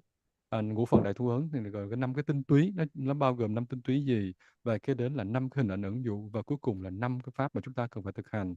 Thì về 5 cái ẩn dụ trong cái chứng đạo ca ngũ phần đại thu ấn, thì cái ví dụ đầu tiên đó chính là như một cái con ngựa đua, đó chính là ví von bồ đề tâm như cái con ngựa đua. Do đó là khi mà chúng ta thành tựu bồ đề tâm, có nghĩa là chúng ta làm vui lòng, làm viên mãn sở nguyện của tất cả hữu tình chúng sinh, thì tất cả những cái khán giả trong cái trường đua đó thì họ vỗ tay, họ ăn mừng cái người chiến thắng trên cái con đường bồ đề tâm đó, như cái con ngựa đua đó là đi về đích. Đó chính là cái ví von đầu tiên. Cái hình ảnh ẩn dụ đầu tiên. Hình ảnh ẩn dụ thứ hai là khi nó nói đến bổn tôn thì được ví như là cái vương quốc, cái vương, cái đế vương. Vì đế vương đó chúng ta cần phải thiết lập một cái vương quốc vững chãi, một cái vương quốc đó gọi là bất thối chuyển, có một cái nền tảng vô cùng vững chắc, là chúng ta phải có được cái niềm tự hào bổn tôn một cách vững chắc. Thì khi mà chúng ta thực hành bổn tôn với một cái nền tảng vững chắc như vậy, thì lúc đó chư hộ pháp và chư công hành sẽ tề tụ và sẽ lắng nghe, và sẽ trở thành đoàn tùy tùng của chúng ta. Cái đến ví von thứ ba, cái gọi là hình ảnh ứng dụng thứ ba, đó chính là hình ảnh ứng dụng về cái sự giá trị của đạo sư. Đó, sự giá trị đó không phải chỉ là kiến thức, mà toàn bộ không phải chỉ là giáo pháp, mà như là cái ngọn núi tuyết, như cái tuyết ở trên đỉnh của ngọn núi. Bởi cái sự giá trị này nó chảy liên tục, nó làm viên mãn mọi sở nguyện. Như chúng ta là những đứa con khác đang khao khát cái dòng nước giá trị đó, thì cái sự giá trị của đạo sư như là tuyết ở trên cái đỉnh ngọn núi, nó chảy vào viên mãn mọi cái sự khao khát của chúng ta, và thậm chí làm cho tất cả cây cối đều mọc tăng trưởng. Thì đó chính là cái ví von về cái hình ảnh ví von về cái sự giá trị của đạo sư. Và đến cái hình ảnh thứ tư, đó chính là như những cái đám mây, như cái bầu trời trong xanh không gợn đám mây. Nó như là chính là cái gì? Đó chính là được ví là như là cái tự tánh tâm của chúng ta. Khi chúng ta thực chứng được tự tánh tâm, thực chứng được đại thủ ấn, thì được ví như là cái bầu trời không gợn, cái bóng mây bầu trời trong xanh. Rồi cái hình ảnh thứ năm, đó chính là gì? Đó chính là cái sự hồi hướng được ví von như là cái viên ngọc như ý. Cái viên ngọc này nó là một viên ngọc vô cùng đặc biệt mà chúng ta cần phải lau chùi, cần phải đánh bóng để mà chúng ta để là làm cho cái viên ngọc đó trở thành cái viên ngọc như ý. Và qua cái việc hồi hướng, con xin nhắc lại, thầy xin nhắc lại là đầu tiên, cái hình ảnh ẩn dụ đầu tiên đó chính là cái con ngựa đua. Cái con ngựa đua này phải trở về đích, đó chính là hình ảnh người ví von của cái bồ đề tâm. Nó làm viên mãn sở nguyện của tất cả hữu tình chúng sinh, tất cả mọi người chúng sinh đều hoan hỷ, đều tán thán. Thứ hai, cái hình ảnh ví von thứ hai đó chính là thực hành bổn tôn, đó chính là vương quốc bổn tôn nó vô cùng vững chãi. Để làm gì? Để chúng ta có thể thiết lập được cái vương quốc bổn tôn này vững chãi, có thể cai trị được cái vương quốc bổn tôn, thì lúc đó chưa không hành hộ pháp tề tụ trở thành đoàn tùy tùng. Cái hình ảnh ví von thứ ba là cái hình ảnh về cái ngọn núi. Cái ngọn núi này á, ở trên đó có dòng chảy nước, cái dòng nước cam lộ chảy bất tận. Mọi người đã biết là trên dãy Himalaya chúng là những con sông, đó là nguồn của tất cả những con sông lớn. Thì cũng tương tự như vậy, cái suối nguồn gia trì nó chảy từ trên đỉnh ngọn núi. Thì trong tiếng Tây Tạng á, thường là người ta hay có một cái một cái câu thành ngữ là bậc đạo sư được ví như là phải vững chãi, phải phải dồi dào như là cái ngọn núi. Mà cái người đệ tử thì là nó khai thác những cái suối nguồn giá trị từ cái ngọn núi đó, cái suối nguồn đó bất tận. Do đó là đây là hình ảnh ví von thứ ba. Cái hình ảnh ví dụ thứ tư, đó chính là cái bầu trời không gợn mây, cái bầu trời trong xanh. Đó là cái lúc mà tâm chúng ta nó không còn bị tất cả những cái tà niệm, tất cả những cái niệm tri kiến bất tịnh, thì lúc đó là toàn bộ, thì được ví như là khi nó thâm nhập vào tự tánh tâm hay là đại đại thu ấn, thì được ví như là cái bầu trời trong xanh không gợn một bóng mây. Và cuối cùng là cái viên bảo châu như ý. Thì chúng ta cần phải lau chùi mày dụ cái viên bảo châu đó. Thì ở đây chính là năm cái hình ảnh ví von, và tới tiếp tục là năm cái phần, là năm năm năm pháp hành của chúng ta. Là một người đệ tử chúng ta phải thực hành ngũ phần đại thu ấn như thế nào. Đây chỉ là tinh túy trong phần thực hành. Thì với người đệ tử chúng ta phải nhớ năm pháp hành. Đầu tiên là khi mà chúng ta nói đến cái con ngựa, đúng không ạ? Cái con ngựa được ví là bồ đề tâm, thì chúng ta với pháp hành bồ đề tâm, chúng ta phải là một cái người một cái người gọi là một kỵ sĩ rất là giỏi. Vậy chúng ta phải có con ngựa đua, nó đã là con ngựa xuất sắc rồi. Thì bây giờ chúng ta phải là một kỵ sĩ xuất sắc. Chúng ta phải kiên trì, chúng ta phải tinh tấn, chúng ta phải phải tự rèn luyện mình để trở thành một cái người kỵ sĩ có thể cưỡi được cái con ngựa đó, có thuần phục được cái con ngựa đó. Thì lúc đó chúng ta mới trở thành một cái người kỵ sĩ giỏi, mới có thể gọi là thành tựu làm lèo lái được cái con ngựa đó giỏi, thì chúng ta mới gọi là thành tựu được cái phần thủ ấn đầu tiên. Mà khi nói đến cái vương quốc đó thì chúng ta phải phải tinh tấn thực hành cái gì? Chúng ta phải thực hành xây dựng cái bổn tôn, phải chuyển hóa cái tâm bình phàm của chúng ta, cái tâm nhiễm ô của chúng ta trở thành cái tâm vô nhiễm, cái tâm thanh tịnh, để chúng ta có thể xây dựng được cái vương quốc bổn tôn vững chãi. Đó chính là chúng ta cần phải tinh tấn để tự chuyển hóa toàn bộ tất cả những cái bình phàm của chúng ta thành bổn tôn. À, phần thứ ba, pháp hành thứ ba là khi chúng ta nói đến cái hình ảnh ẩn dụ thứ ba, đó là cái ngọn núi tuyết, ngọn núi chứa đựng suối nguồn giá trị bất tận, thì chúng ta phải làm gì? Pháp hành chúng ta phải như là cái ánh sáng mặt trời. Cái ánh sáng này nó sáng rực, nó chiếu soi, nó phải phóng đến cái ngọn núi đó để làm gì? Để làm tan chảy cái ngọn núi đó. Thì cái ánh sáng này đó chính là hình ảnh ví dụ của cái gì? Của cái tâm chí thành của chúng ta. Nghĩa là chúng ta phải phát khởi được tâm chí thành hướng đến đạo sư, để làm gì? Để như là cái ánh sáng này nó sẽ chiếu vào những cái băng tuyết trên đỉnh ngọn núi, thì cái mạch gia trì nó mới chảy, nó chảy không ngừng, nó chảy bất tận của chúng ta. Là bởi vì đạo sư chính là hiện thân của tứ thân, đúng không ạ? Thì chúng ta phải phải thực hành cái gì? Thực hành cái tâm chí thành đối với đạo sư. Đó là pháp hành thứ ba. Pháp hành thứ tư nói đến bầu trời quang đãng không một gợn mây. Thì vậy thì chúng ta phải làm gì? Chúng ta phải xua tan hết toàn bộ tất cả những cái đám mây. Chúng ta không thể để những đám mây thỉnh thoảng nó xuất hiện, bởi vì là những đám mây đó chính là gì? Đó là hiện thân của tất cả những cái tâm mê mờ của chúng ta, những cái che chướng của chúng ta. Thì chúng ta phải thực hành làm sao để cái bầu trời nó không gợn một cái bóng mây, nó trong xanh. Đó chính là cái tâm của chúng ta, cái tâm chúng ta thể nhập vào đại thủ ấn, thể nhập vào tự tánh tâm của mình.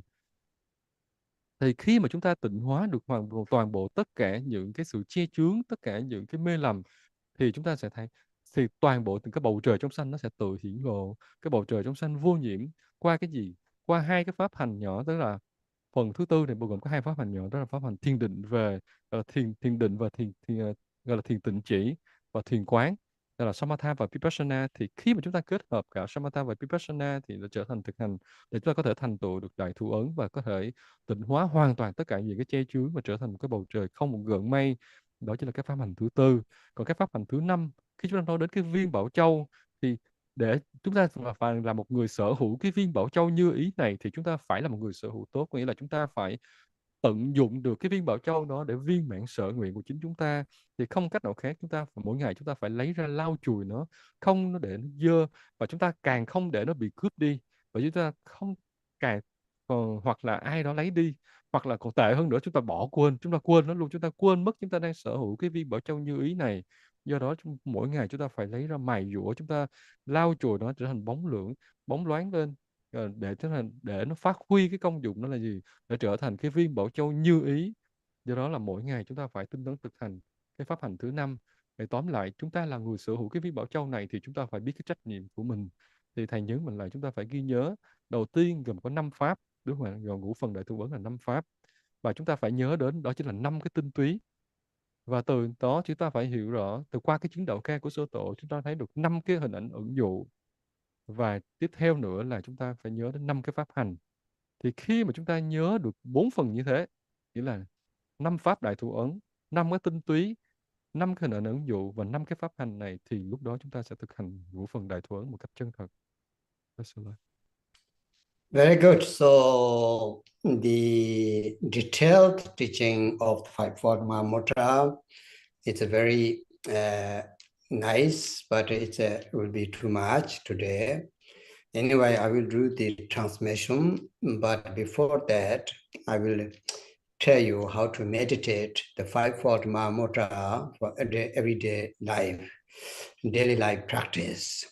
So in this system, your Lama is the Lord Jigten Sumgon. So your Lama is the root Lama, or whatever you call lineage Lama, but your Lama is the Renashiri. The Renashiri represent 3 treble gems, represent of Buddha, Dharma, and Sangha. Renashiri represent of your Lama, Yidam, Dakini, root.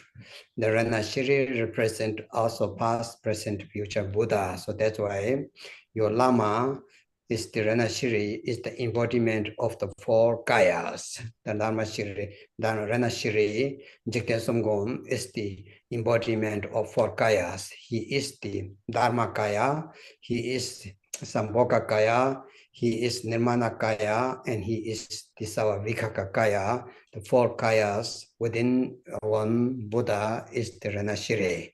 So your Lama is Renashiri. You are not wrong if you take that. It doesn't mean you're leaving the other lamas, other lineage. It means that it become more closer and more the essence of the all lamas are same. So that's why it's become more easy to practice. Now your Yidam is the Chakra in this system. The Chakra which is called the Bodhi Mandala, the Gandhava system of the Chakra with the Bodhi Mandala is your Yidam. So very clear. Don't need to be confused. Don't need to think, oh, I think I want to that one. Everything is okay. But in this system, your Yidam is the Chakra Sambhara. Very clear, very important Yidam. Really profound, really beautiful, very powerful, very joyful. So no need to look at any other things, actually. And this is the very important. Now your meditation practice is the Mahamudra. So your concentration practice is the Mahamudra. And your dedication is to beyond any concept. So without any other concept, so it means to all sentient beings, without anything is left behind. So it is very important to having that. So in doing that, so the first thing is the motivation. So early morning or evening, whenever you found the time, you just to sit down and to do 3 times exhale, inhale, long, meditate a little bit, and then to generate mind to enlighten, to bodhicitta, loving kindness, compassion to the all sentient beings. That's first one. You just say, may all sentient beings become free from suffering, and it causes, you all know that prayer. May all sentient beings become happy and to achieve the cause of the happiness, right? So this is you say, then you also say to here, may all sentient beings as soon as possible to achieve the Buddha Vajradhara stage. And this is the, you say that and you meditate a few minutes if you have 10, to 2 to 3 minutes. If you have 10, it will be very, very good. Say that, meditate that, not only just they are free from suffering to become happy, but the last one you say, may all sentient beings without exception to achieve soon as possible to achieve the Buddha Vajradhara stage.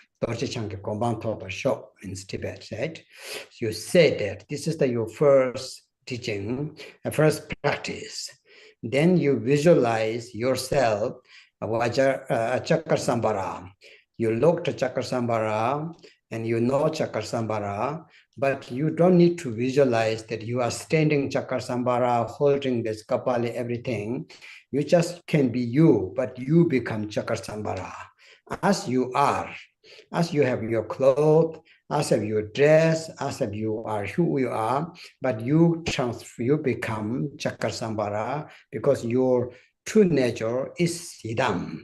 It is not that you're trying to make it. So you think, visualize, not just visualize, you think that you are Chakra the Idam. So you meditate a little bit for a while that you are Chakra. I am Chakra. I am not trying to meditate.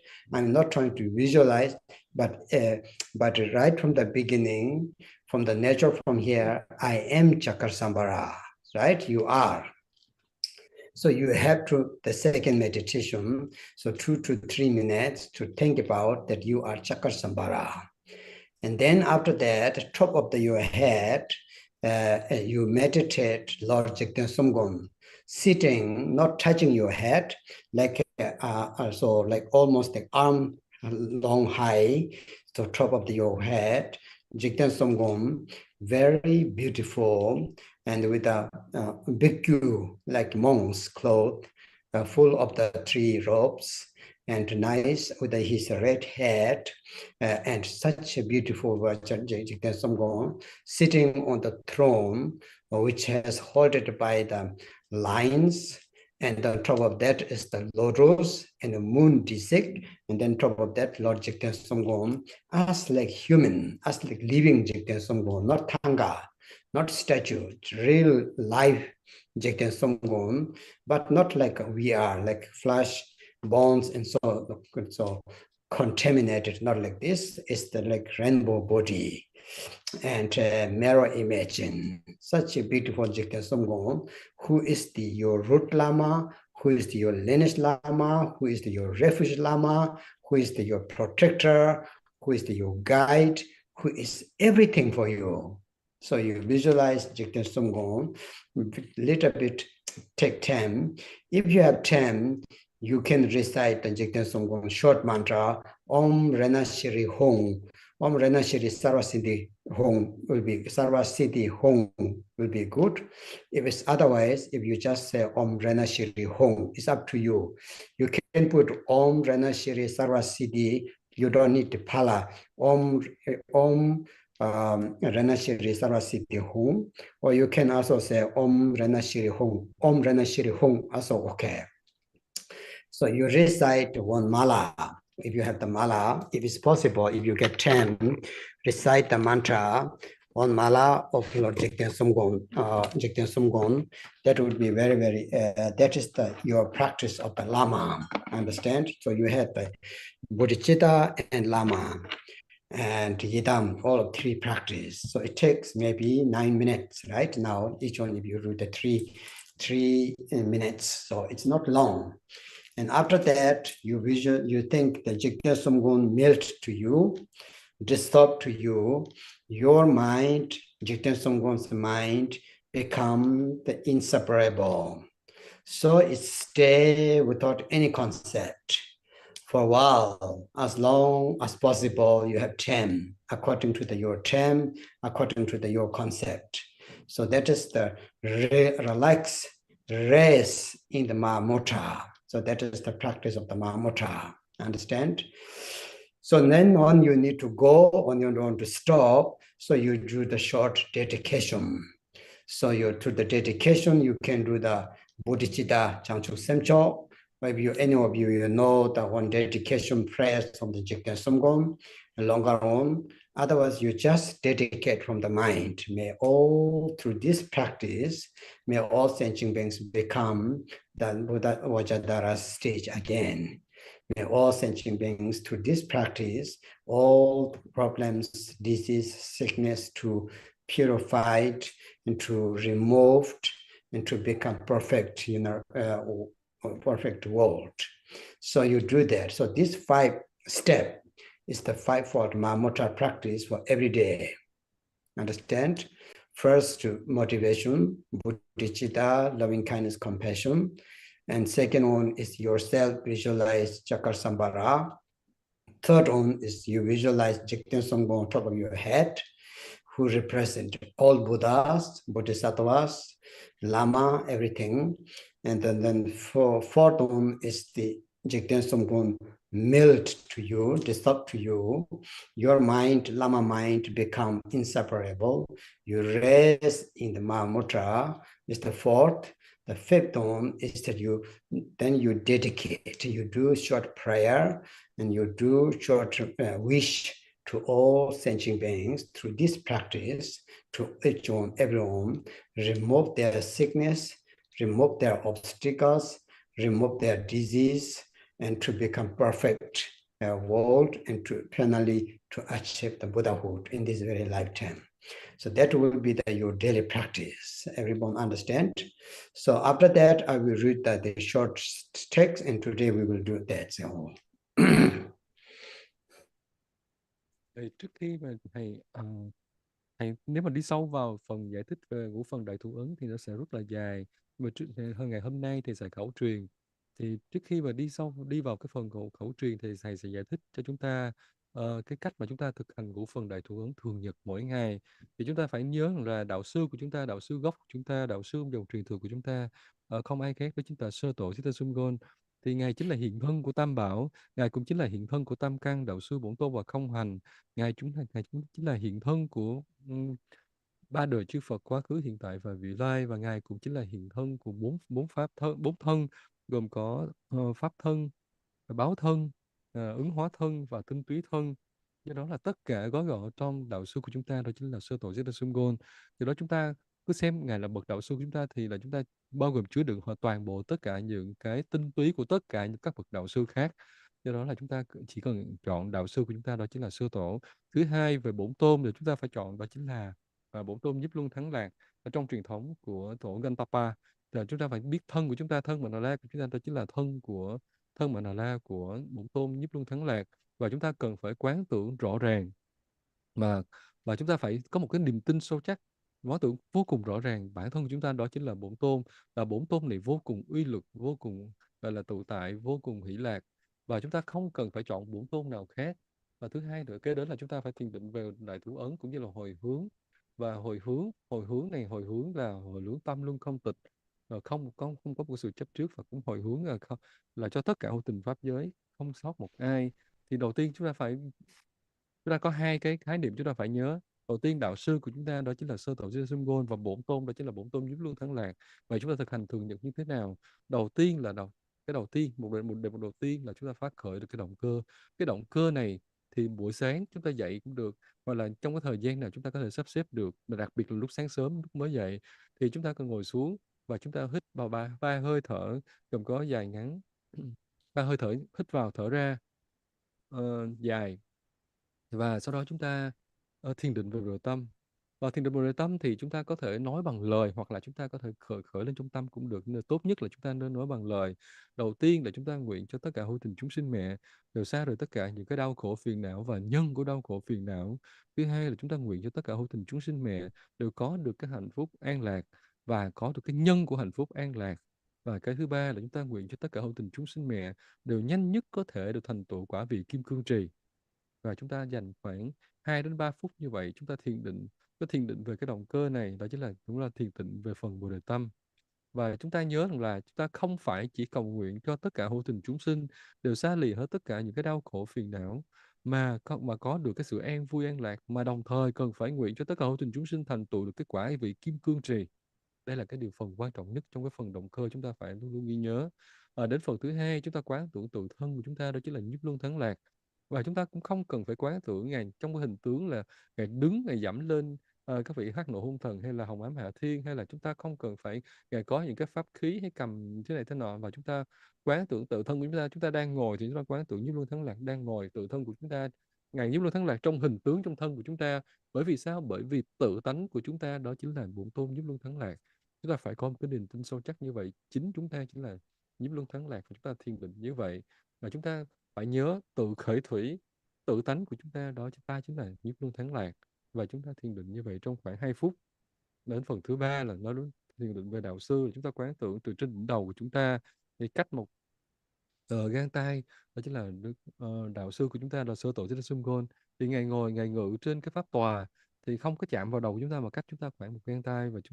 Và chúng ta quán tưởng Ngài có hình tướng rất là đẹp đẽ, không rất là sống động, không phải như là cái bức thân ca mà phải sinh động như người thật, nhưng mà không phải là trong cái thân chắc đặc của những con người, mà cái thân ánh sáng. Thì Ngài ngự là trong cái y của chư tăng, cái y của vị tỳ kheo và đội mũ thiền định. Và Ngài ngự trên cái pháp tòa, ở trên pháp tòa có được nâng bởi 8 con sư tử tuyết, và trên đó có cái đài sen, trên đó có đĩa mặt trăng, như mà chúng ta quán tưởng Sơ Tổ. Chúng ta học đạo sư già cũng tương tự như vậy. Và chúng ta quán tưởng Ngài rất là sinh động trong thân tướng của người thật, chứ không phải là trong bức thân ca. Và chúng ta phải quán, và trong tâm của chúng ta phải phải có cái suy nghĩ rằng là Ngài chính là đạo sư gốc của chúng ta, hiện thân tinh túy của tất cả đạo sư. Ngài chính là đấng bảo hộ, Ngài chính là bậc dẫn đạo, dẫn cho chúng ta đến thành tựu quả vị kim cương trì. Và chúng ta phải dành thời gian quán tưởng Ngài, và sau đó chúng ta có thể hành trì minh chú của Ngài. Thì Drupon có dặn là chúng ta có thể hành trì minh chú là Om Radha Radha Sri Sava Siddhi Hung, hoặc là chúng ta có thể lược bỏ là Om Radha Sri Hung cũng được, mà chúng ta không cần phải thêm Pala, không cần thêm chữ Pala nữa, và chỉ cần Om Radha Sri Sava Siddhi Hung hoặc là Om Radha Sri Hung cũng được. Và chúng ta hành trì tối thiểu là một sâu. Đây chính là 3 phần, đúng không ạ? Phần Bồ Đề Tâm, phần Bổn Tôn và phần Đạo Sư. Và kế đến là chúng ta quán tưởng là Sơ Tổ hòa tan thành ánh sáng và thể nhập vào đỉnh đầu của chúng ta, và thể nhập vào, đi vào luân sơ tiên của chúng ta. Tâm của chúng ta bất khả phân với tâm của Sơ Tổ, tâm của Đạo Sư. Và chúng ta an trụ trong cái trạng thái là an nhiên như vậy, một trạng thái như nhiên như vậy. Đây chính là thiền định về đại thủ ấn.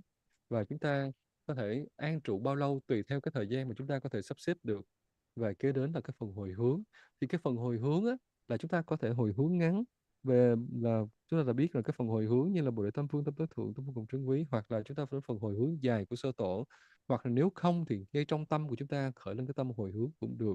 Là chúng ta khởi lên cái tâm hồi hướng như thế nào? Chúng ta nguyện rằng là qua cái thực hành này, nguyện cho tất cả hữu tình chúng sinh đều tịnh hóa hoàn toàn tất cả những cái đau khổ phiền não, những cái bệnh tật, những cái chướng ngại, và để có thể bước vào cái thế giới hoàn toàn thanh tịnh, và để có thể thực chứng được cái quả vị kim cương trì ngay nhanh nhất trong một cái đời này. Đây chính là các phần hồi hướng. Mọi người nhớ nha, chúng ta hồi hướng cho tất cả hữu tình chúng sinh không chỉ là siêu việt tất cả những cái đau khổ phiền não, bệnh tật, chướng ngại, che chướng, mà còn nguyện hồi hướng cho tất cả hữu tình chúng sinh đều có thể thành tựu quả vị kim cương trì ngay trong một đời này. Thì tiếp theo là thầy sẽ khẩu truyền cho chúng ta. Okay, so now, as I said, we will read today the Ngondro, short Ngondro, which we have sent the Vietnamese in Tibet is all together. This one's short Ngondro. This is short Ngondro, 5-fold Mahamudra, which is very good. So I will read that one now today. And then in future, if we have time, so we will teach the Dharmakirti Shalom the words of Dharmakirti, part of the text. Actually, I have taught some years ago, but we can do that, then it will be much more detailed, and also the full text to transmit. The transmission of the Dharmakirti, the words of Dharmakirti will be very good. But today we do the short one. I will read now for you guys. So this is what we have now in our chat. So the teaching the short, which is actually composed by Our Holiness Drupon Kunsang. He was really kind, very lovely, very care with the student. He really tried best to how to educate, how to take care of the people, students, those who are very busy life and difficult to have the time to practice. So that's why it is really profound. So we will do this one first. I will read that one. So the text, okay? Thì tiếp theo là thầy sẽ khẩu truyền cái phần Ngondro cũng như là phần ngũ phần đại thủ ấn. Thì cái phần mà gọi là giáo huấn cốt tủy của tổ pháp xướng Dharmakirti, thì nếu chúng ta có thời gian thì thầy sẽ khẩu truyền cái phần thầy sẽ hướng dẫn phần đó.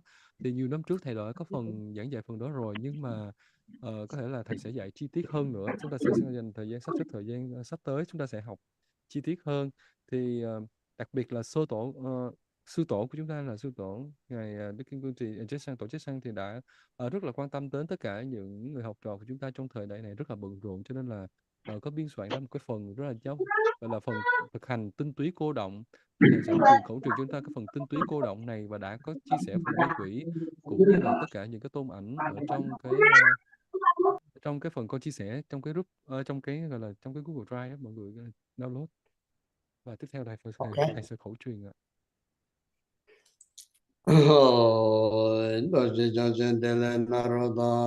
Marpamela Choche Kampola, Pomodua Javan Drigomba, Kajulama Nala Jazalo, Ome Choje Yinje Bodan, the Sumsanje Kunje Ngonye, Razam Chokongo Zebe, Tavilame Shala Kujaza, Shechikala, Kimbe Jingoroje. Tuje wasen tuje leng la po, jawe tenpa kune sen zebe, kaju renpo je la chanza lo, de tu kurek chonda marmen ze, maung chanpa tanda shaja tu, kunje tane nyamen tre kongwa, jikten songkong shabla ko cha za, sarahai, danjun shingde zo, kanjin jungsu, shiram jungne je, la liang na zo rang zhu ku xin ba, chu ji zhak bei xia la ku jia zi, gang da chu chu dong gen jing den, di xin long man jir wa gang su da, ding de dang wa chu ji zhang bei ne, san bran do ba tam chen de xie xie, na mo hai ge da du dang no che ge, zheng lom da da mi ye ge na, Roa kunje trake che zamba tamche ke tu take chudo do ngande nyamale nyingbo shen de wa sho so sangye chodan so ke jo namala jancho pa tu dan ja zon je take chi so je zo nam je ro la ben je sang je ro para sho yunga tanga chinga ne oma a e o re re le le e o ang a ka ka ka nga ta ta ta nya ta ta ta na ta ta ta na pa pa pa ma ya la shaka sa ha ja ome ya dharma ya tum pan ba ya tum te ta ta ka ta he wa ta ta te ta ya ne ro da evam ba ti ma sharma na ye so wa om bandar sa to samaya manu bala ya va sa to te na wa te ne jam ba wa so to ka Sobo kaya memba wa nurata memba wa sawa sinde memba ya sa sarva karma sunsa men siddham shinyam kurung ha ho banga vina sarva tatanga tamben sarva mem edzamba ma samaya sa do om shipme om pema na de om shipema na te shara hong om shipema na te shara om shipema na te shara hong om a hong om a hong om a ben zara om a ben zara hong om ben zara gendre ha jikten be zo zeba me dime jeba madan jam zeba game dungan jeba nam je jeba sanje jeba me la cha za lo amara ni jiben ta so ha chen do na ge ba de yen tu ta jeba me gon do jun Roa chega jang malaban dia sala ko para jo tumu ge ngon ro ne jo jo le dan jo de ne ni par shin do ka ji bu tan ro ta ban ji la ka de la pen ba ma chin ne yang da jo wa ka la jo ro si so me da tong ge tin dan da ro ve jin je ka la ta da zong ro ve zen ne nang ge lo da de re zen ba ji be jan yu jo ro ye ne de ja won ro jo na long jon za da ni je je me da ji bu de ne ka na ka ro ja lu da de jing je so da re to ko ro ve tu ma Samna Ning Lo Trabo Da Tumo Ma Yin Be Ngo Ro Ne Jam Ro Ne Jaman Ro Zo Jing Ne Dungara Ben De Ting Do Lama Ne Sanje Ku De Do Je Chang Ge Zo Namba Do Je Chang Ge Do De Jawa Se Je Do Ze Yung So Kara Jam Ro Chang So Ne Sanje Jo Zo Ye Dama Ju Jung Je Jab Zo Nama La Da Zo Ro Ba Gu Se Pa Je Ze Ngo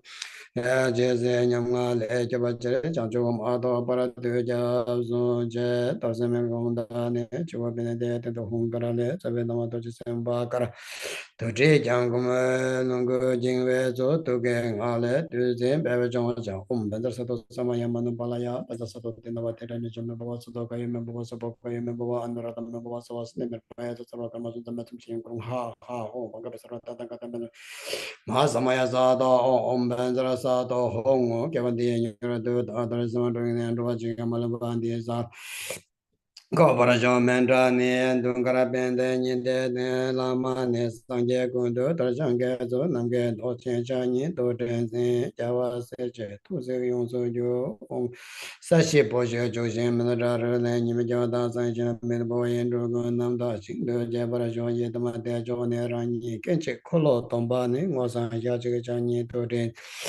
ye jawa yong je je de yong je tu ze ne nang la ra xian me ba gu ro sa om ka shi ha hong be om shi ha hong be om shi ha ha hong hong pe de jo yi de me nga de do za da wa ra ja wo om shi ren ben za he ru ga hong ben da gen ne za la sang ba ra ye zo wa la me na jo ne la ma zhu gu ne za be la ma chum den be da de sum sang ge chang sum pa da che ke be zao che ka la jian zhang de se ti ben da ra ro ve na ba ra xiao mo ne ma mo ne ye so wa zhe ge la ma lung gu ne sing ti ben da ni de den den de yi xian de ro bo lama tama ba xiao na ba na che o zhe ra ba ra be me tra ting zi gu che nga jo da cha zeng a nyung bo ne om a guru ba za de ga re na chi re na ka ma ma mo da sin de ba la hong de la ma ju go ne de de sin de pen de de sa ve la ma de tu do chi cha ko dong o sa cha ni do de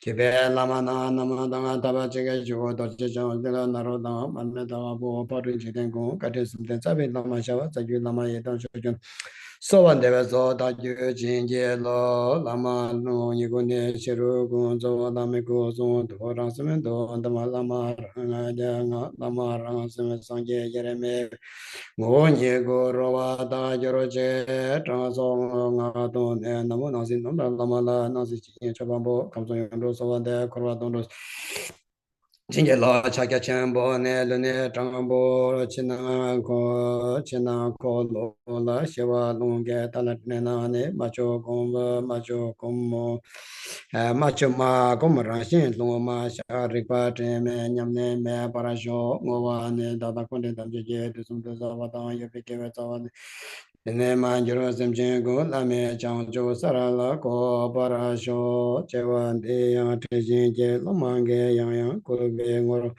so gong ba so xin de gong chi le sun do jin ja me ye me la re pe cho cho su cha ra jing ye je sun de ne ani xin me do ne jiro shu go be ge o ke wo so this is the short but holiness composed. And mostly people do in that practice, and this is not long. So I think this is a quite good practice. There is the longer ngondro, and there is also the 5-fold Mahamudra with the Dharma text, as I said. So, but today we did this one, and this is pretty much short, but I think it's very good to everybody to read and to try to understand. So in order to do the practice, of course, we need maybe more explanation and more teaching, especially Yidam. We have to do the one Yidam practice, Chakasambhara. There is a short Chakasambhara with very good explanations and very good sadhana. So this one is too short. So that's why, but this one is for daily practice good. Every day you can do just to read and do the mantras only maybe 7 times, and that will be okay. So this is all about the today transmission and explanation of fivefold Mahamudra.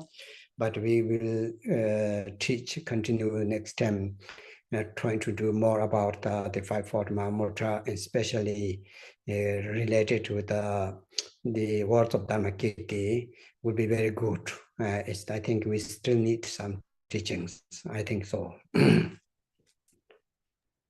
Thầy vừa khẩu truyền cho chúng ta cái phần biên soạn từ sư tổ là Tổ Chức Sanh á, đã biên soạn cho chúng ta cái bản rất là cô động, chứa lượng tinh túy của ngũ phần đại thủ ấn, và phần này đã đủ cho chúng ta để thực hành thường nhật mỗi ngày. Còn cái phần mà Ngondro bản dài hơn cũng như là phần ngũ phần đại thủ ấn mà phần luận giảng của tổ Dhammakirti á, thì là thầy sẽ dành những buổi sau.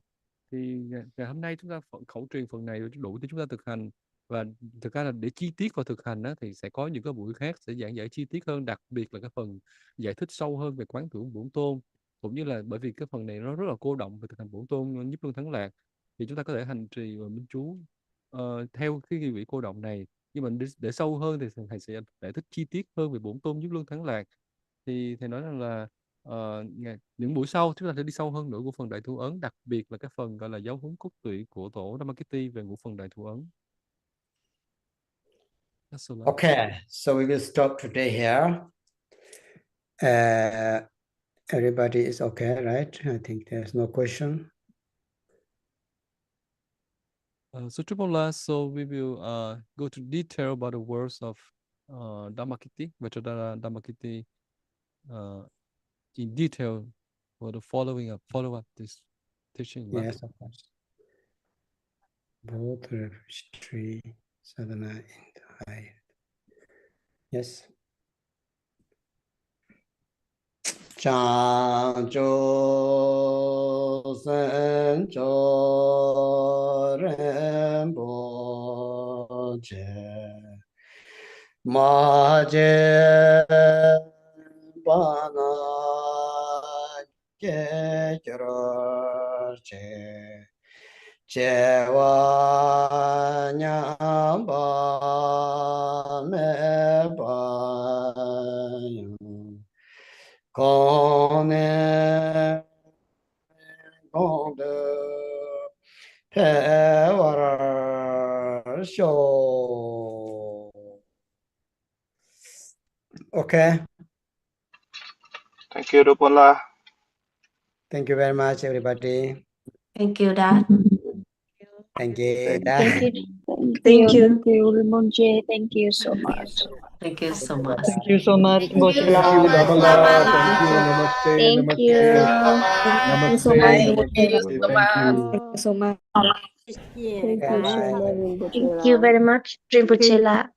Thank you. Okay, bye-bye. Bye. Thank you, Dhamala. Bye. Bye-bye. Okay, see you. See you soon. See you soon.